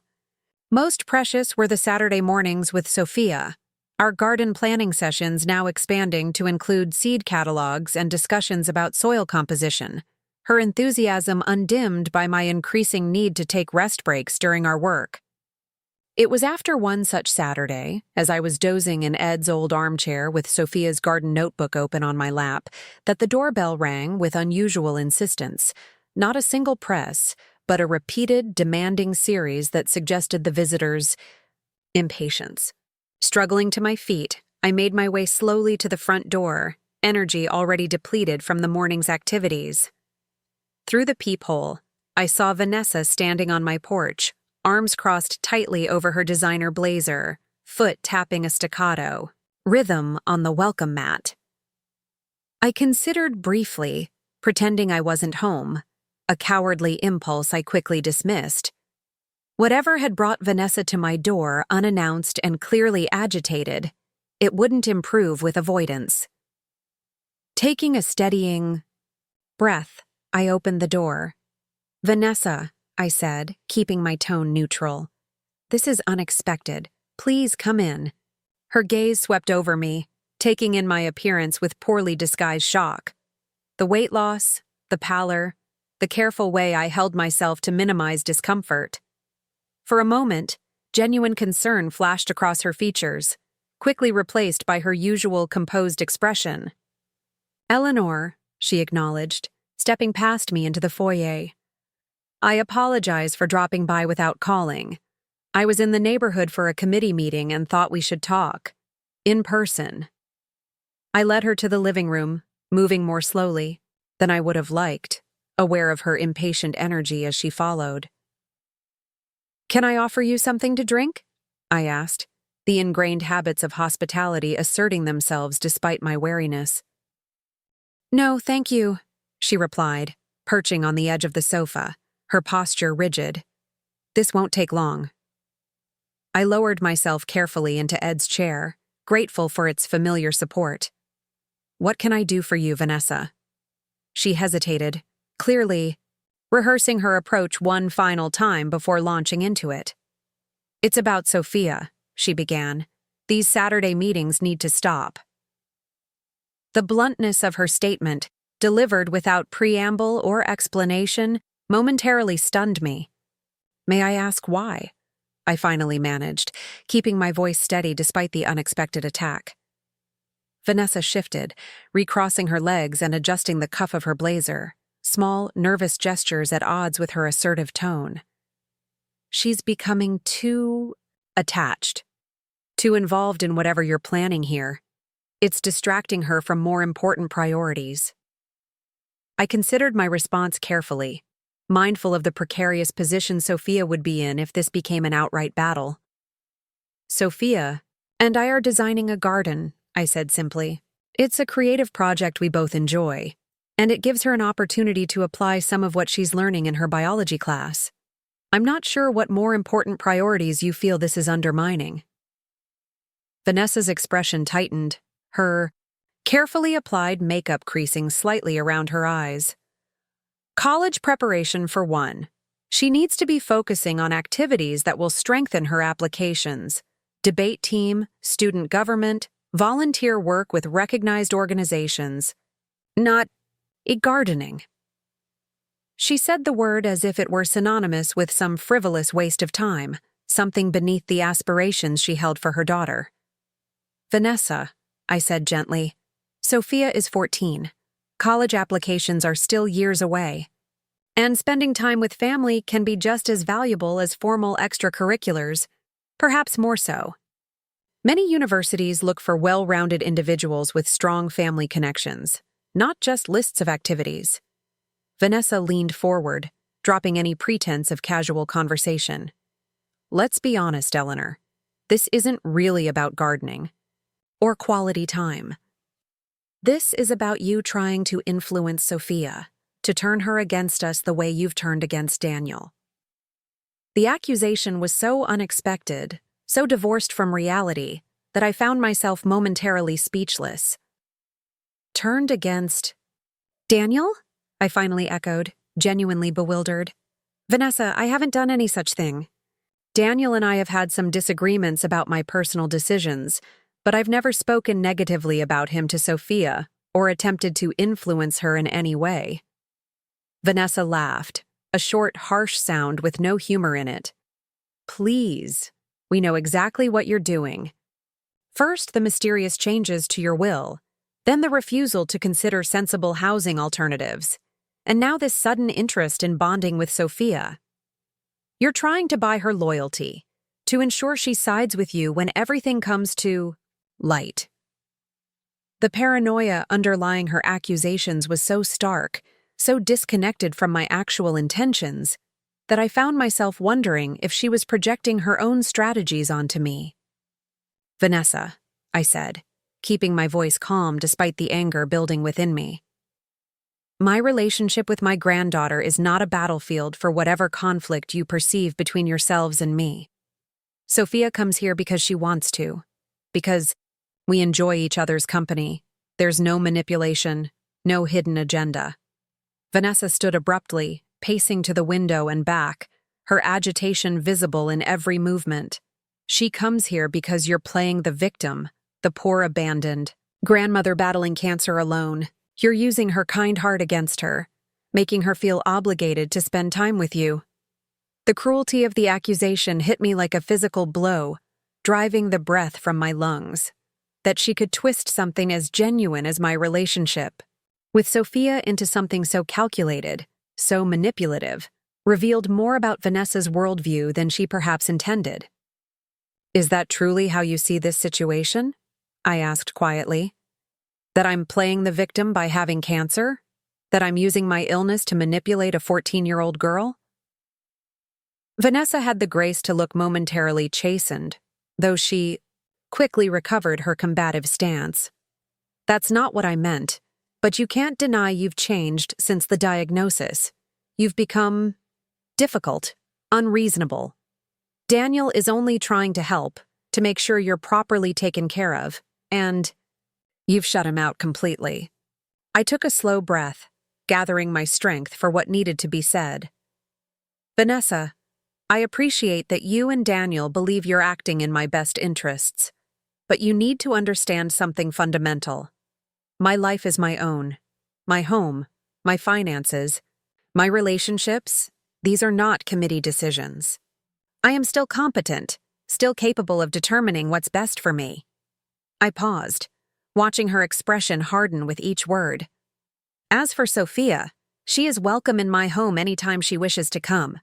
If you and Daniel decide to forbid these visits, that's your prerogative as her parents. But it would be a decision based on your issues, not on what's best for her. Vanessa's face flushed with anger, her composure cracking further. You're unbelievable, she hissed. After everything we've done for you, all the times we've included you in family events, consulted you on decisions, kept you involved in our lives. And this is how you repay that consideration? The revisionist history was so blatant, so contrary to the reality of our interactions over the years that I almost laughed despite the tension of the moment. When was the last time they had consulted me on anything that didn't involve my financial contribution? When had they ever adjusted their plans to accommodate my inclusion? I think, I said carefully, that we have very different memories of how our relationship has functioned. But regardless, I'm not going to argue about the past. My focus now is on the present and the future, however much of it I may have left. The reminder of my mortality hung between us, uncomfortable and unavoidable. Vanessa's expression shifted, calculation replacing anger as she assessed a new approach. "Eleanor," she said, her voice softening to a practiced tone of concern, "we're worried about you.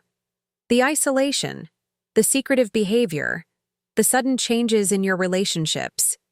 These can be symptoms of psychological effects from your illness and treatment. Dr. Chen mentioned that depression and anxiety are common side effects. Perhaps you should consider speaking with someone professional about these feelings you're having." The transparent attempt to pathologize my newfound boundaries might have been amusing if it weren't so insidious. "I appreciate your concern," I replied, my tone making it clear I recognized the strategy. "But my mental health is being adequately monitored by my medical team. Dr. Chen is quite satisfied with my psychological adjustment to the diagnosis and treatment." Vanessa's facade of concern evaporated instantly, replaced by cold determination. "Fine. If you insist on being difficult, you leave us no choice. Daniel has been too soft, too willing to accommodate your eccentricities, but this ends now. Either you start behaving reasonably, discussing your financial plans with us, considering appropriate living arrangements, and stopping this inappropriate influence over Sophia, or we'll be forced to take more formal steps." The threat hung in the air between us, vague but unmistakable. "What formal steps might those be?" I asked, my voice steady despite my racing heart. Vanessa straightened her shoulders, clearly prepared for this question. "There are legal remedies for situations where elderly individuals begin making irrational decisions that harm themselves or their families. Competency evaluations, conservatorships. Daniel has been reluctant to consider these options, but I've been doing research. We have grounds, Eleanor. Your behavior since the diagnosis has been erratic at best." The naked power grab was breathtaking in its audacity, leveraging my illness as a weapon to seize control of my assets under the guise of concern for my welfare. "I see," I said quietly, a calm settling over me despite the outrageous threat. "And you believe a court would grant such an extreme measure based on the fact that I've chosen not to sell my home or share private financial information? That I've spent time gardening with my granddaughter? That I've established boundaries within my family relationships?" Vanessa's confidence faltered slightly, but she pressed on. "It's more than that. It's the pattern of behavior, the secrecy, the sudden changes to long-standing arrangements. Any competent attorney could present a compelling case." I nodded slowly, allowing her words to settle between us. "You're right about one thing, Vanessa. A competent attorney would indeed be crucial in such a situation." I reached for my phone on the side table, pressing a single button on the speed dial. In fact, I think it's time mine was part of this conversation. Vanessa's eyes widened, with alarm. "What are you doing?" I held up a hand, signaling for silence as the call connected. "Jonathan? It's Eleanor Wilson. I apologize for calling on a Saturday, but I have a situation that requires your immediate attention. My daughter-in-law is currently in my living room, threatening legal action to have me declared incompetent and placed under a conservatorship. I'd appreciate your input on how we should proceed." The color drained from Vanessa's face as she realized the implications of what I had done. Jonathan's voice came through clearly on the speaker. "Eleanor? Are you all right? Do you need me to come over?" His concern was evident, his tone shifting immediately to professional alertness. "I'm fine, Jonathan," I assured him. "But I'd like you to explain to Mrs. Wilson exactly what legal standing she and my son might have in this matter, given the documentation we've already established."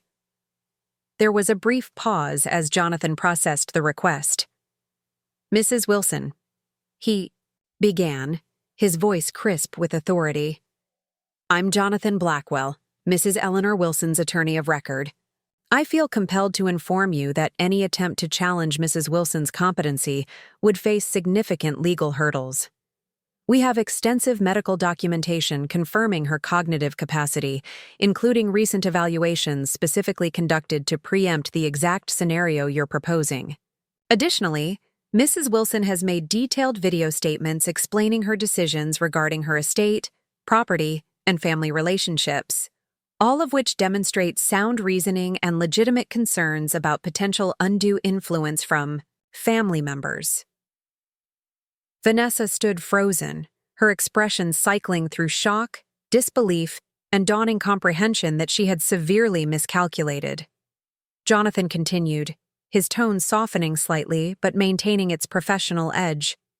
"Furthermore, I should caution you that threatening a conservatorship as leverage in a family disagreement could potentially be viewed by a court as elder abuse, specifically emotional and financial coercion. If Mrs. Wilson chose to pursue protective measures against such threats, she would have substantial grounds to do so." The silence that followed was profound, broken only by Vanessa's shallow breathing as she struggled to process this dramatic reversal. That wasn't my intention," she finally managed, her voice uncharacteristically small. "We're just concerned about Eleanor's welfare. Her judgment recently has seemed impaired." Jonathan's response was immediate and firm. "Mrs. Wilson, in my professional capacity, having worked with Eleanor for over 2 decades, and based on recent comprehensive evaluations, I can assure you that her judgment is entirely sound. What you may be interpreting as impairment appears to be simply decisions that don't align with your preferences. Those are not equivalent situations." He paused, then added with quiet authority, "Now, unless there's anything else specific I can address, I suggest you reconsider the approach you've taken today. Threats of legal action tend to escalate conflicts rather than resolve them, particularly within families." Vanessa's composure, so carefully cultivated and maintained in all our previous interactions, had completely evaporated. She stood in my living room looking suddenly smaller, her designer outfit and perfect makeup incongruous with the uncertainty now evident in her posture. "I should go," she said stiffly, gathering her purse with trembling fingers. This was clearly a mistake. I nodded, feeling no triumph in her discomfort, only a weary sadness that our relationship had deteriorated to this point. "Thank you for your assistance, Jonathan," I said into the phone. "I'll call you Monday to follow up." After ending the call, I rose carefully from my chair, my body protesting the prolonged tension of the conversation. "I'll see you out," I offered, maintaining the basic courtesies despite everything that had transpired. Vanessa moved toward the door without meeting my eyes, her retreat hasty and undignified. At the threshold, however, she paused, turning back, with a flash of her former composure. "This isn't over, Eleanor," she said, her voice low and controlled once more. "Daniel won't stand for being treated this way. Neither will I." I met her gaze steadily, neither hostile nor intimidated. "No. Vanessa, I don't imagine it is over. But whatever comes next, I hope you and Daniel will remember that some things, once broken, can never be fully repaired." After she left, I sank back into Ed's chair, my entire body trembling with the aftermath of adrenaline. The confrontation had drained what little energy I had left after the morning with Sophia, leaving me hollow and shaky. I closed my eyes, focusing on my breathing, in and out, slow and steady, the way the mindfulness counselor at the cancer center had taught me. When I felt steadier, I picked up the phone again and called Martha. "Can you come over?" I asked without preamble. "Something's happened." To her credit, Martha asked no questions, simply promised to be there in 20 minutes. As I waited, I reflected on how completely Vanessa's visit had illuminated the situation.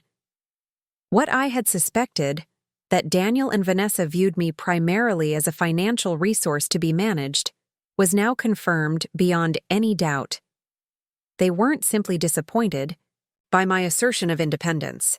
They were prepared to take legal action to override it if necessary. The revelation should have hurt more than it did. But perhaps I had already processed the worst of that pain in the quiet hours of introspection during my recovery. What remained was not anguish, but clarity. A stark, unvarnished understanding of exactly where I stood with my son and his wife, and what I needed to do to protect myself going forward. Martha arrived bearing a bottle of wine and a determined expression. "What happened?" she demanded as soon as she crossed the threshold. "You look exhausted."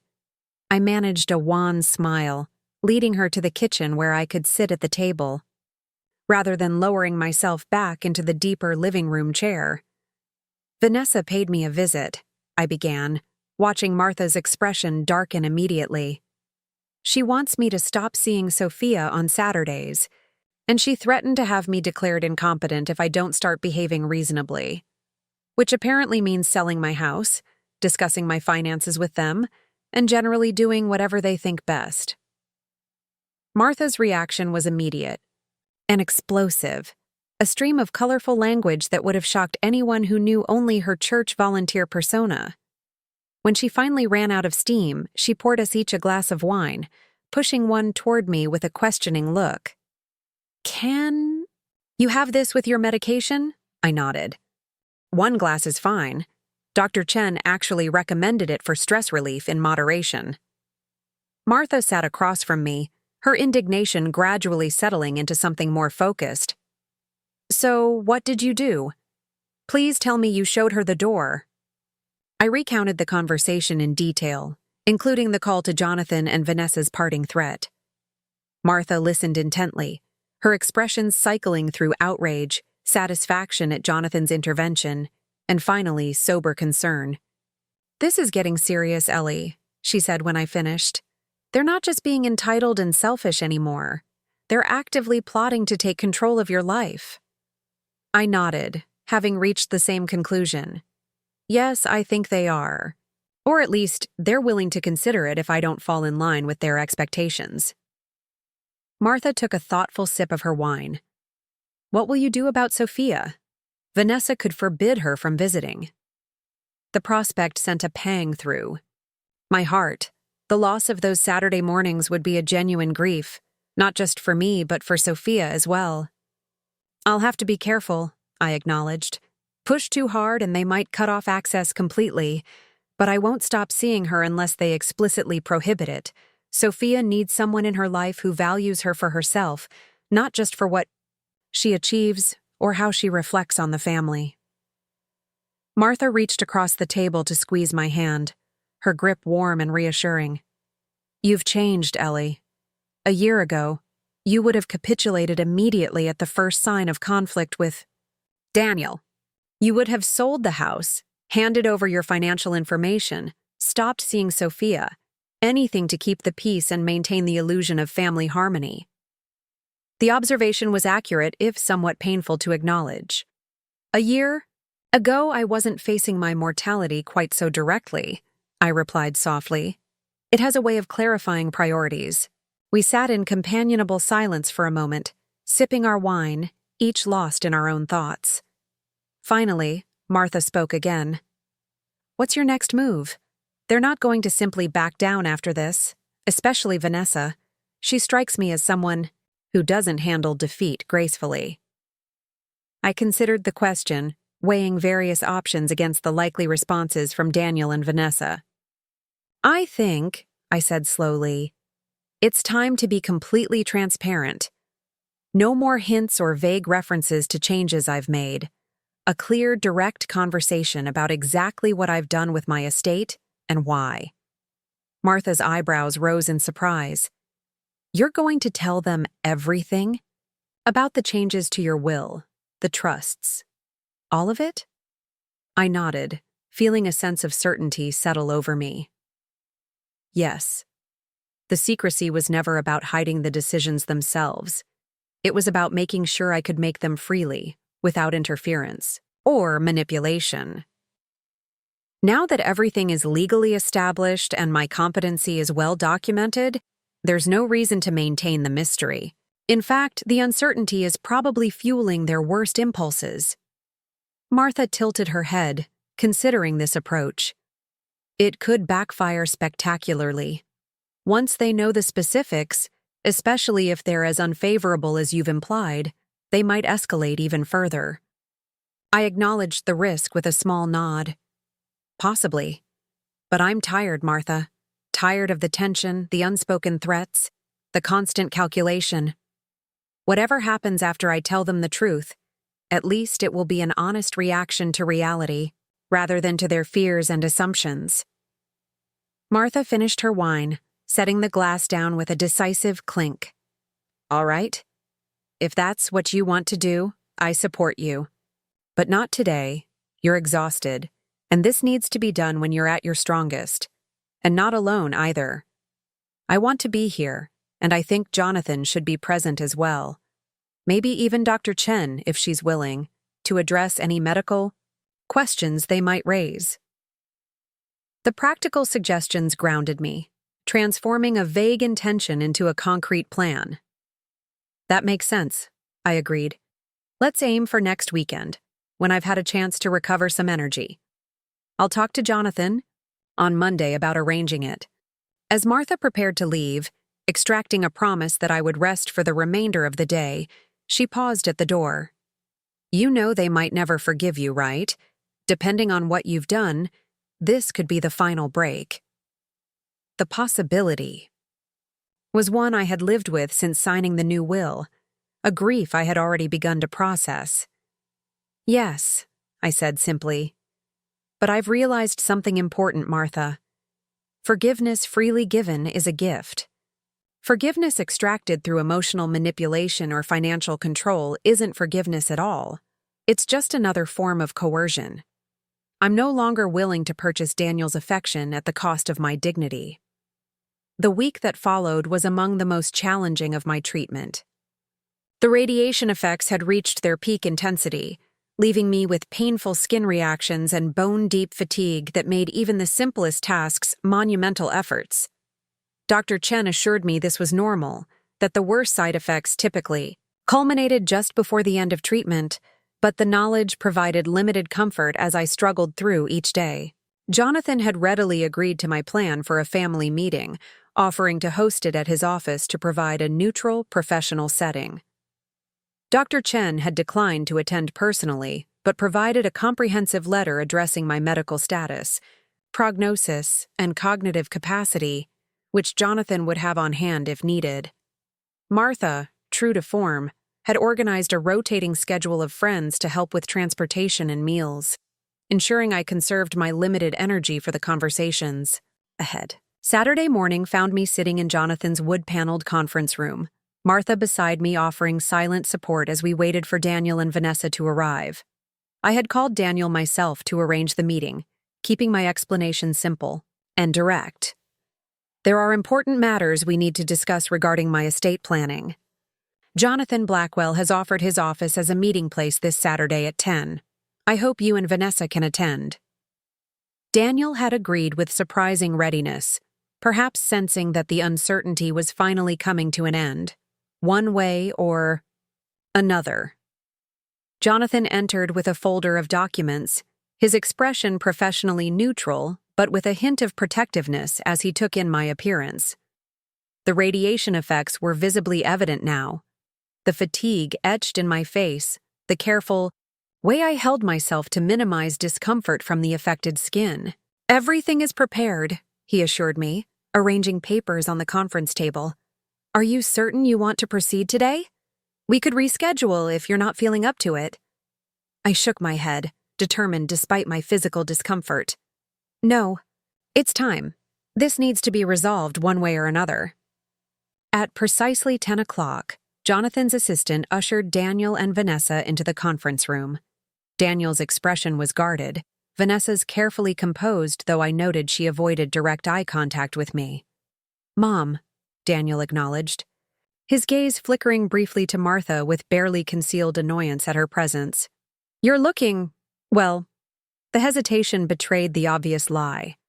I knew exactly how I looked, had seen the shock in the eyes of casual acquaintances who encountered me during this phase of treatment.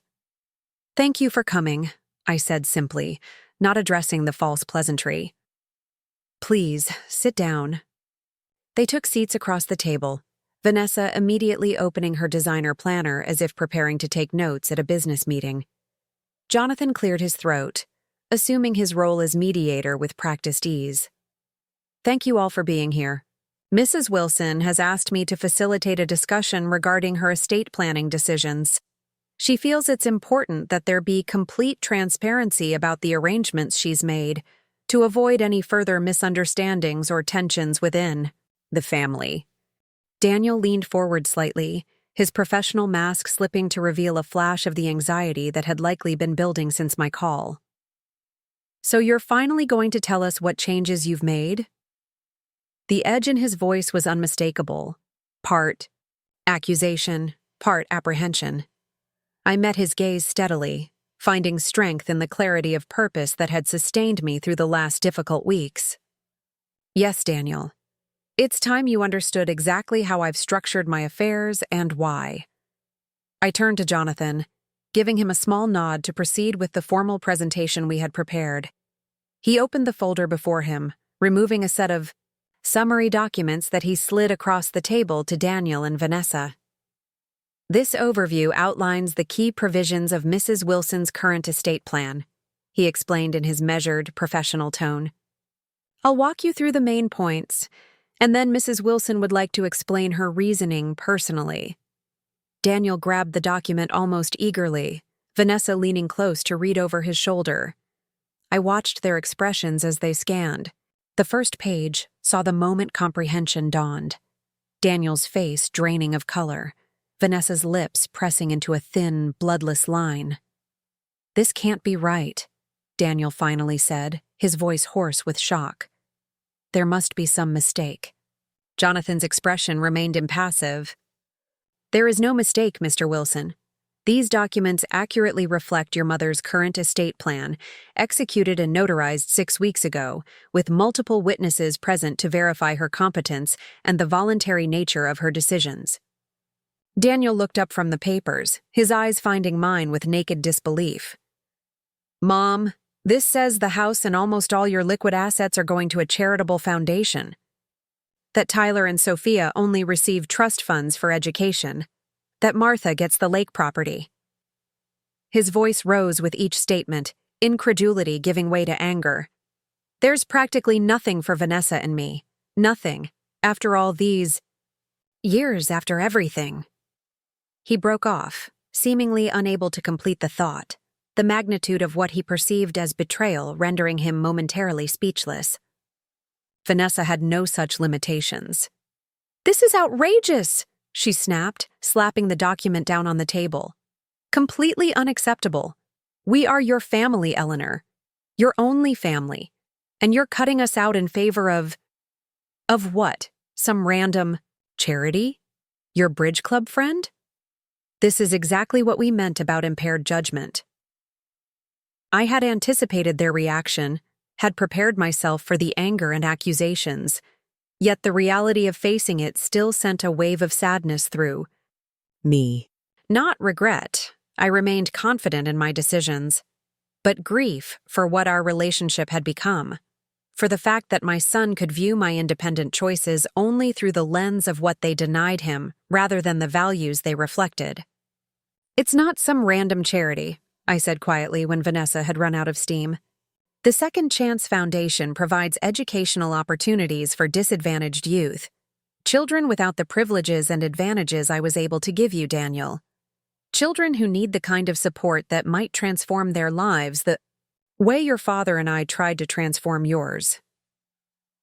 Daniel stared at me, his expression hardening. "So this is punishment, then? For not living up to your expectations? For not being the perfect, grateful son?" I shook my head, refusing to be drawn into a defensive position. "This isn't about punishment, Daniel. It's about purpose. about using what I have to create meaningful impact in ways that align with my values. Jonathan interjected smoothly, his calm professionalism helping to diffuse some of the tension. Perhaps it would be helpful if Mrs. Wilson explained her overall philosophy in restructuring her estate. There is a coherent vision behind these decisions, not arbitrary exclusions. I nodded gratefully, gathering my thoughts before continuing. When I was diagnosed with cancer, I began, my voice steady despite the emotion of the moment. It forced me to consider not just my mortality, but my legacy. What would remain of me, of the values I've tried to live by? I realized that I had an opportunity to make choices that would reflect those values in a tangible way. I looked directly at Daniel, willing him to truly hear me. The house that you've been so eager for me to sell represents security, something I believe everyone deserves, but not everyone has access to. By directing its value to the foundation, I can help provide that security to young people who have never known it. The lake property goes to Martha because she has shown genuine care and friendship without expectation of return, a quality I value deeply and wish to honor. I paused, gathering strength for the most difficult part. As for you and Vanessa, Daniel, the truth is that you don't need my money. You've built a very comfortable life, with resources far beyond what most people ever attain. What you might want from my estate is additional luxury, not necessity. Daniel flushed, opening his mouth to protest, but I continued before he could interrupt. Tyler and Sophia, however, are still establishing their paths.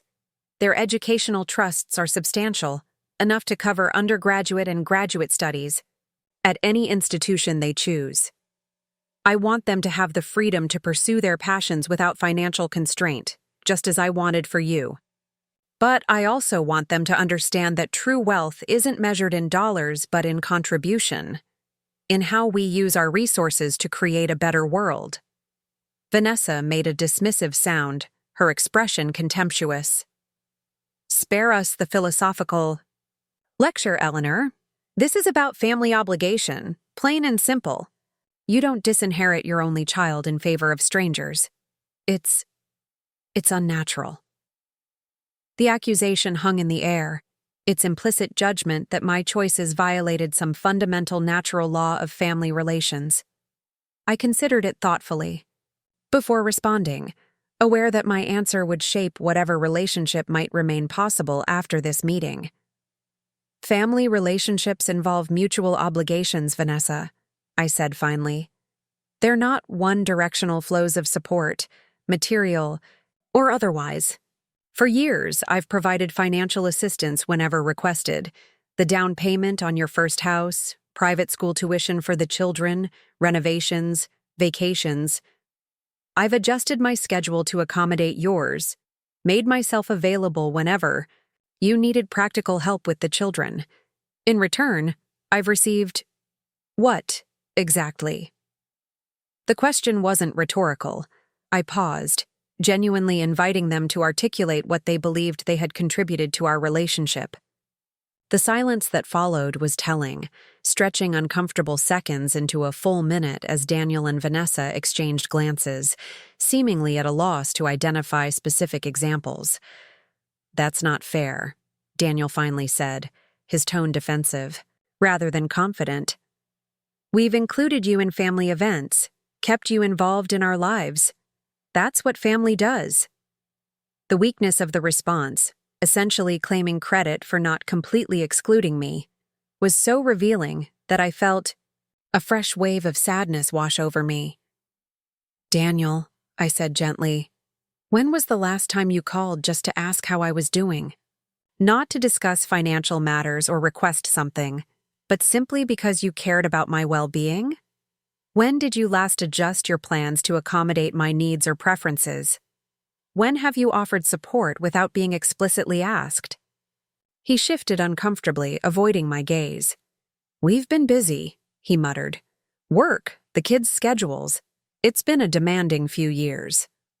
I nodded, acknowledging the partial truth in his excuse while recognizing its inadequacy. Yes, life is demanding. We all make choices about how to allocate our limited time and attention. Those choices reveal our true priorities, not our stated ones. Martha, who had remained silent throughout the exchange, providing support through her presence rather than her words, now reached over to squeeze my hand.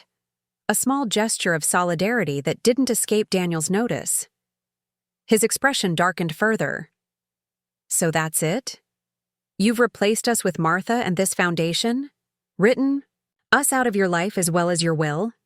There was genuine hurt beneath the anger now. A flicker of the child who had once craved my approval and attention. It would have been easy to soften in that moment, to offer reassurances and compromises. But that pattern, my yielding to maintain harmony, regardless of the cost to my own integrity, was precisely what had led us to this point. No, Daniel, I said firmly. I haven't written you out of my life. I'm sitting here now having this difficult conversation because I value the possibility of an honest relationship with you. But it has to be a relationship based on mutual respect and genuine care, not obligation or financial expectation. I gestured to the documents still spread before them. These decisions reflect my values and priorities. They are not negotiable. The question now is whether we can build a new kind of relationship from this point forward, one where we connect as people, not as financial resources and beneficiaries. Vanessa stood abruptly, gathering her planner and purse with sharp, angry movements. "This is a waste of time," she declared, her composure finally shattering completely. "She's made up her mind to punish us, Daniel. Nothing we say will change that." She turned to me, years of carefully masked resentment finally breaking through the surface. "You talk about mutual respect and genuine care, but this," she jabbed a manicured finger at the estate documents. "This is spite, pure and simple. You're using your money to control us, to force us to perform whatever role you've decided constitutes a proper family relationship." The accusation was so completely inverted from reality, projecting onto me the very dynamics that had actually characterized their approach to our relationship, that I found myself momentarily speechless. Jonathan stepped in smoothly, his tone remaining professional despite the escalating tension. "Mrs. Wilson, I can assure you that these decisions were made after extensive reflection and consultation. They are consistent with Eleanor's long-standing values and priorities, not reactive or punitive measures." Daniel finally spoke, his voice surprisingly quiet after Vanessa's outburst. "Could everyone please give my mother and me a moment alone?" The request hung in the air, unexpected and loaded with unspoken meaning. Jonathan looked to me for guidance, clearly hesitant to leave me without support given the emotional intensity of the conversation. I nodded slightly, feeling strangely calm despite everything. "It's all right," I assured him. "We'll be fine." Martha squeezed my hand once more before rising, her expression conveying that she'd be just outside if needed. Vanessa hesitated, clearly torn between her anger and her desire to maintain control of the situation. Finally, she exhaled sharply. "Fine. 5 minutes." The room emptied quickly, leaving Daniel and me facing each other across the polished conference table. 30 years of complicated history condensed into the space between us. For a long moment, neither of us spoke. I waited, allowing Daniel to break the silence he had requested. When he finally did, his voice was different, stripped of the practiced confidence he typically projected, revealing something raw and uncertain beneath. "Did you ever love me at all?" The question struck me like a physical blow, so fundamentally wrong in its premise that for a moment I couldn't formulate a response. "Daniel," I finally managed, my voice barely above a whisper, "I have loved you every day of your life, with everything I am.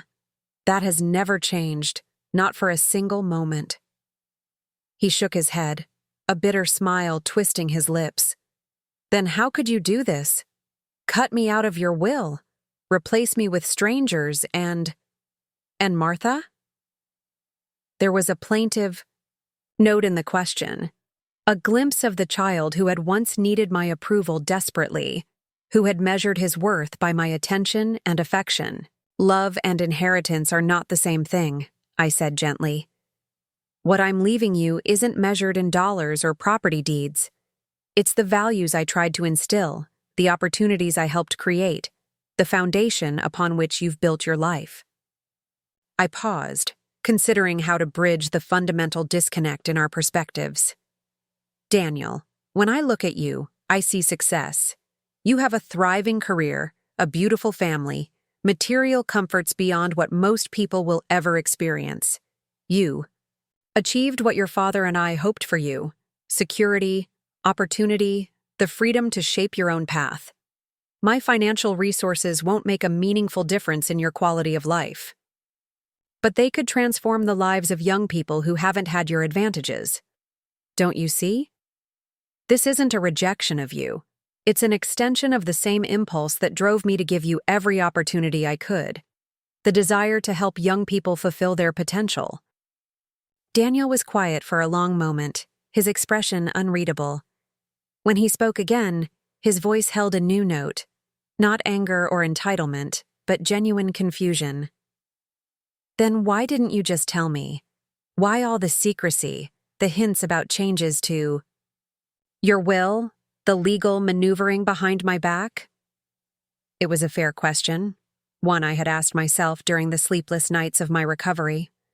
At first, I wasn't sure what changes I wanted to make, I admitted.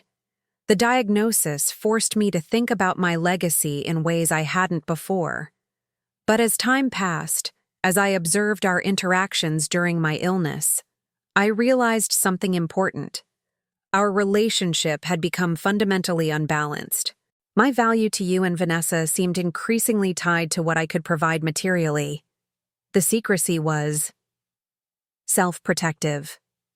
I needed to make these decisions freely, based on my values and priorities, not in response to pressure or manipulation. So you didn't trust me, Daniel concluded, his tone flat. After everything, you assumed the worst about my motives. I sighed, feeling the weight of decades of complex emotions. Daniel, when you learned about my diagnosis, your first response wasn't concern for my well-being or offers of support. It was renewed pressure to sell my house and liquidate assets. When I established boundaries around those decisions, you and Vanessa explored having me declared incompetent. Those aren't the actions of someone primarily concerned with my welfare. He flinched, unable to deny the truth in my assessment. We were worried about you, he insisted, though with less conviction than before. Living alone, making major decisions during a health crisis. I nodded, acknowledging the partial truth in his defense. I believe you were worried, but your solution to that worry was to take control away from me, not to offer genuine support that respected my autonomy. A long silence fell between us, heavy with unspoken truths and painful realizations. Outside the conference room, I could hear muffled voices, Vanessa likely growing impatient, Martha and Jonathan maintaining a protective buffer. Finally, Daniel spoke, his voice holding a hint of the thoughtfulness I remembered from his younger years. You're really going through with this? The foundation, Martha getting the lake house, all of it. I nodded, my resolve unchanged despite the emotional toll of the conversation. Yes. The documents are signed and legally binding. This isn't a negotiating tactic, Daniel. It's a reflection of my values and priorities at this stage of my life. He exhaled slowly, running a hand through his hair in a gesture that suddenly reminded me powerfully of Ed. And there's nothing I can say that would change your mind? The question wasn't combative now, simply resigned. No, I said gently. But there's a great deal you could say, and do, that would change our relationship going forward. That door remains open if you're willing to walk through it. Daniel stood gathering the documents into a neat stack with mechanical precision. I need time to process this. To think. I nodded, understanding the request. Take whatever time you need. I'll be here when you're ready to talk again." He moved toward the door, then paused, turning back with an expression I couldn't quite interpret. The radiation. How much longer? The question caught me off guard, the first genuine inquiry about my treatment he had made in weeks. 3 more sessions, I replied. Then a follow-up with Dr. Chen in a month to assess results. He nodded, absorbing this information. And she's optimistic? About your prognosis? There was real concern in his voice now, a flicker of the sun I remembered. Yes, I said, offering a small smile. Very optimistic, actually. The tumor markers are responding well to treatment. He seemed to want to say something more, but after a moment simply nodded again and left, the door closing softly behind him. Martha found me still sitting at the conference table, staring at the space, where Daniel had been. "How are you holding up?" she asked, settling into the chair beside me. I considered the question honestly, taking stock of my physical fatigue and emotional state. Surprisingly okay, I realized. It was difficult, but also clarifying, like lancing a wound that's been festering too long. She nodded, understanding without need for further explanation. "Jonathan's calling a car to take us home. Vanessa left right after Daniel, didn't look happy but didn't make a scene either." I wasn't surprised. Vanessa's public composure was too carefully cultivated to allow a complete breakdown, even under these circumstances. "What happens now?" Martha asked gently. I sighed, gathering my strength to stand. "Now we wait. The ball is in their court. They can either accept my decisions and work toward a healthier relationship, or they can choose to pull away further. Either way, I've done what I needed to do." The 3 final radiation sessions passed with little fanfare, marked only by the small ritual I had developed, placing a stone in a glass jar after each treatment, a tangible representation of progress toward completion. The medical team celebrated my final session with a small certificate and the ceremonial ringing of a bell that echoed through the radiation oncology department. "You did it, Eleanor," Dr. Chen said warmly, reviewing my chart with evident satisfaction. "Now we focus on healing and recovery." I nodded, feeling a curious mixture of relief and uncertainty, the structured routine of treatment giving way to the more ambiguous terrain of survivorship and whatever might come next in my personal life. Daniel hadn't contacted me since our meeting in Jonathan's office, a silence I chose to interpret as reflection rather than rejection. Sophia had texted several times, her messages carefully avoiding any mention of the obvious family tension, while reaffirming her commitment to our Saturday garden planning. I responded with equal care, keeping our exchanges focused on plants and design ideas, creating a space apart from the adult conflicts that threatened to engulf her. 2 weeks after my final treatment, as autumn painted Ridgemont in fiery hues of red and gold, the doorbell rang on a Wednesday afternoon. I opened it to find Daniel standing on my porch, alone and unannounced, a small potted plant in his hands. "Mom," he said, his voice uncertain, "can I come in?" I stepped aside, wordlessly inviting him into the home he had once been so eager for me to sell. He handed me the plant, a peace lily, I noted with a flicker of recognition for the symbolism, intentional or not. "How are you feeling?" he asked as we settled in the living room, the question sounding genuinely concerned rather than perfunctory. "Better each day," I replied honestly. "The fatigue is still significant, but the skin reactions are healing well." He nodded, seeming to actually absorb this information rather than using it as a prelude to his own agenda. "I've been thinking," he said after a moment, "about what you said, about our relationship." I waited, giving him space to continue at his own pace. "I'm not sure I can fully understand or accept your decisions about the will," he admitted. "But I've realized that fighting about it won't change anything except to further damage whatever relationship we might still have." It wasn't a complete reconciliation, not by any means. There were no tearful apologies or dramatic promises of transformation, but it was an acknowledgement of reality, an acceptance of boundaries, and perhaps most importantly, a choice to prioritize connection over conflict. "I appreciate that, Daniel," I said quietly. "Where do we go from here?" He shrugged, a gesture reminiscent of his teenage years. "I'm not sure exactly, but I'd like to try. Something different. Maybe dinner next week? Just us?" The invitation was tentative, a small step rather than a grand gesture, but meaningful in its simplicity.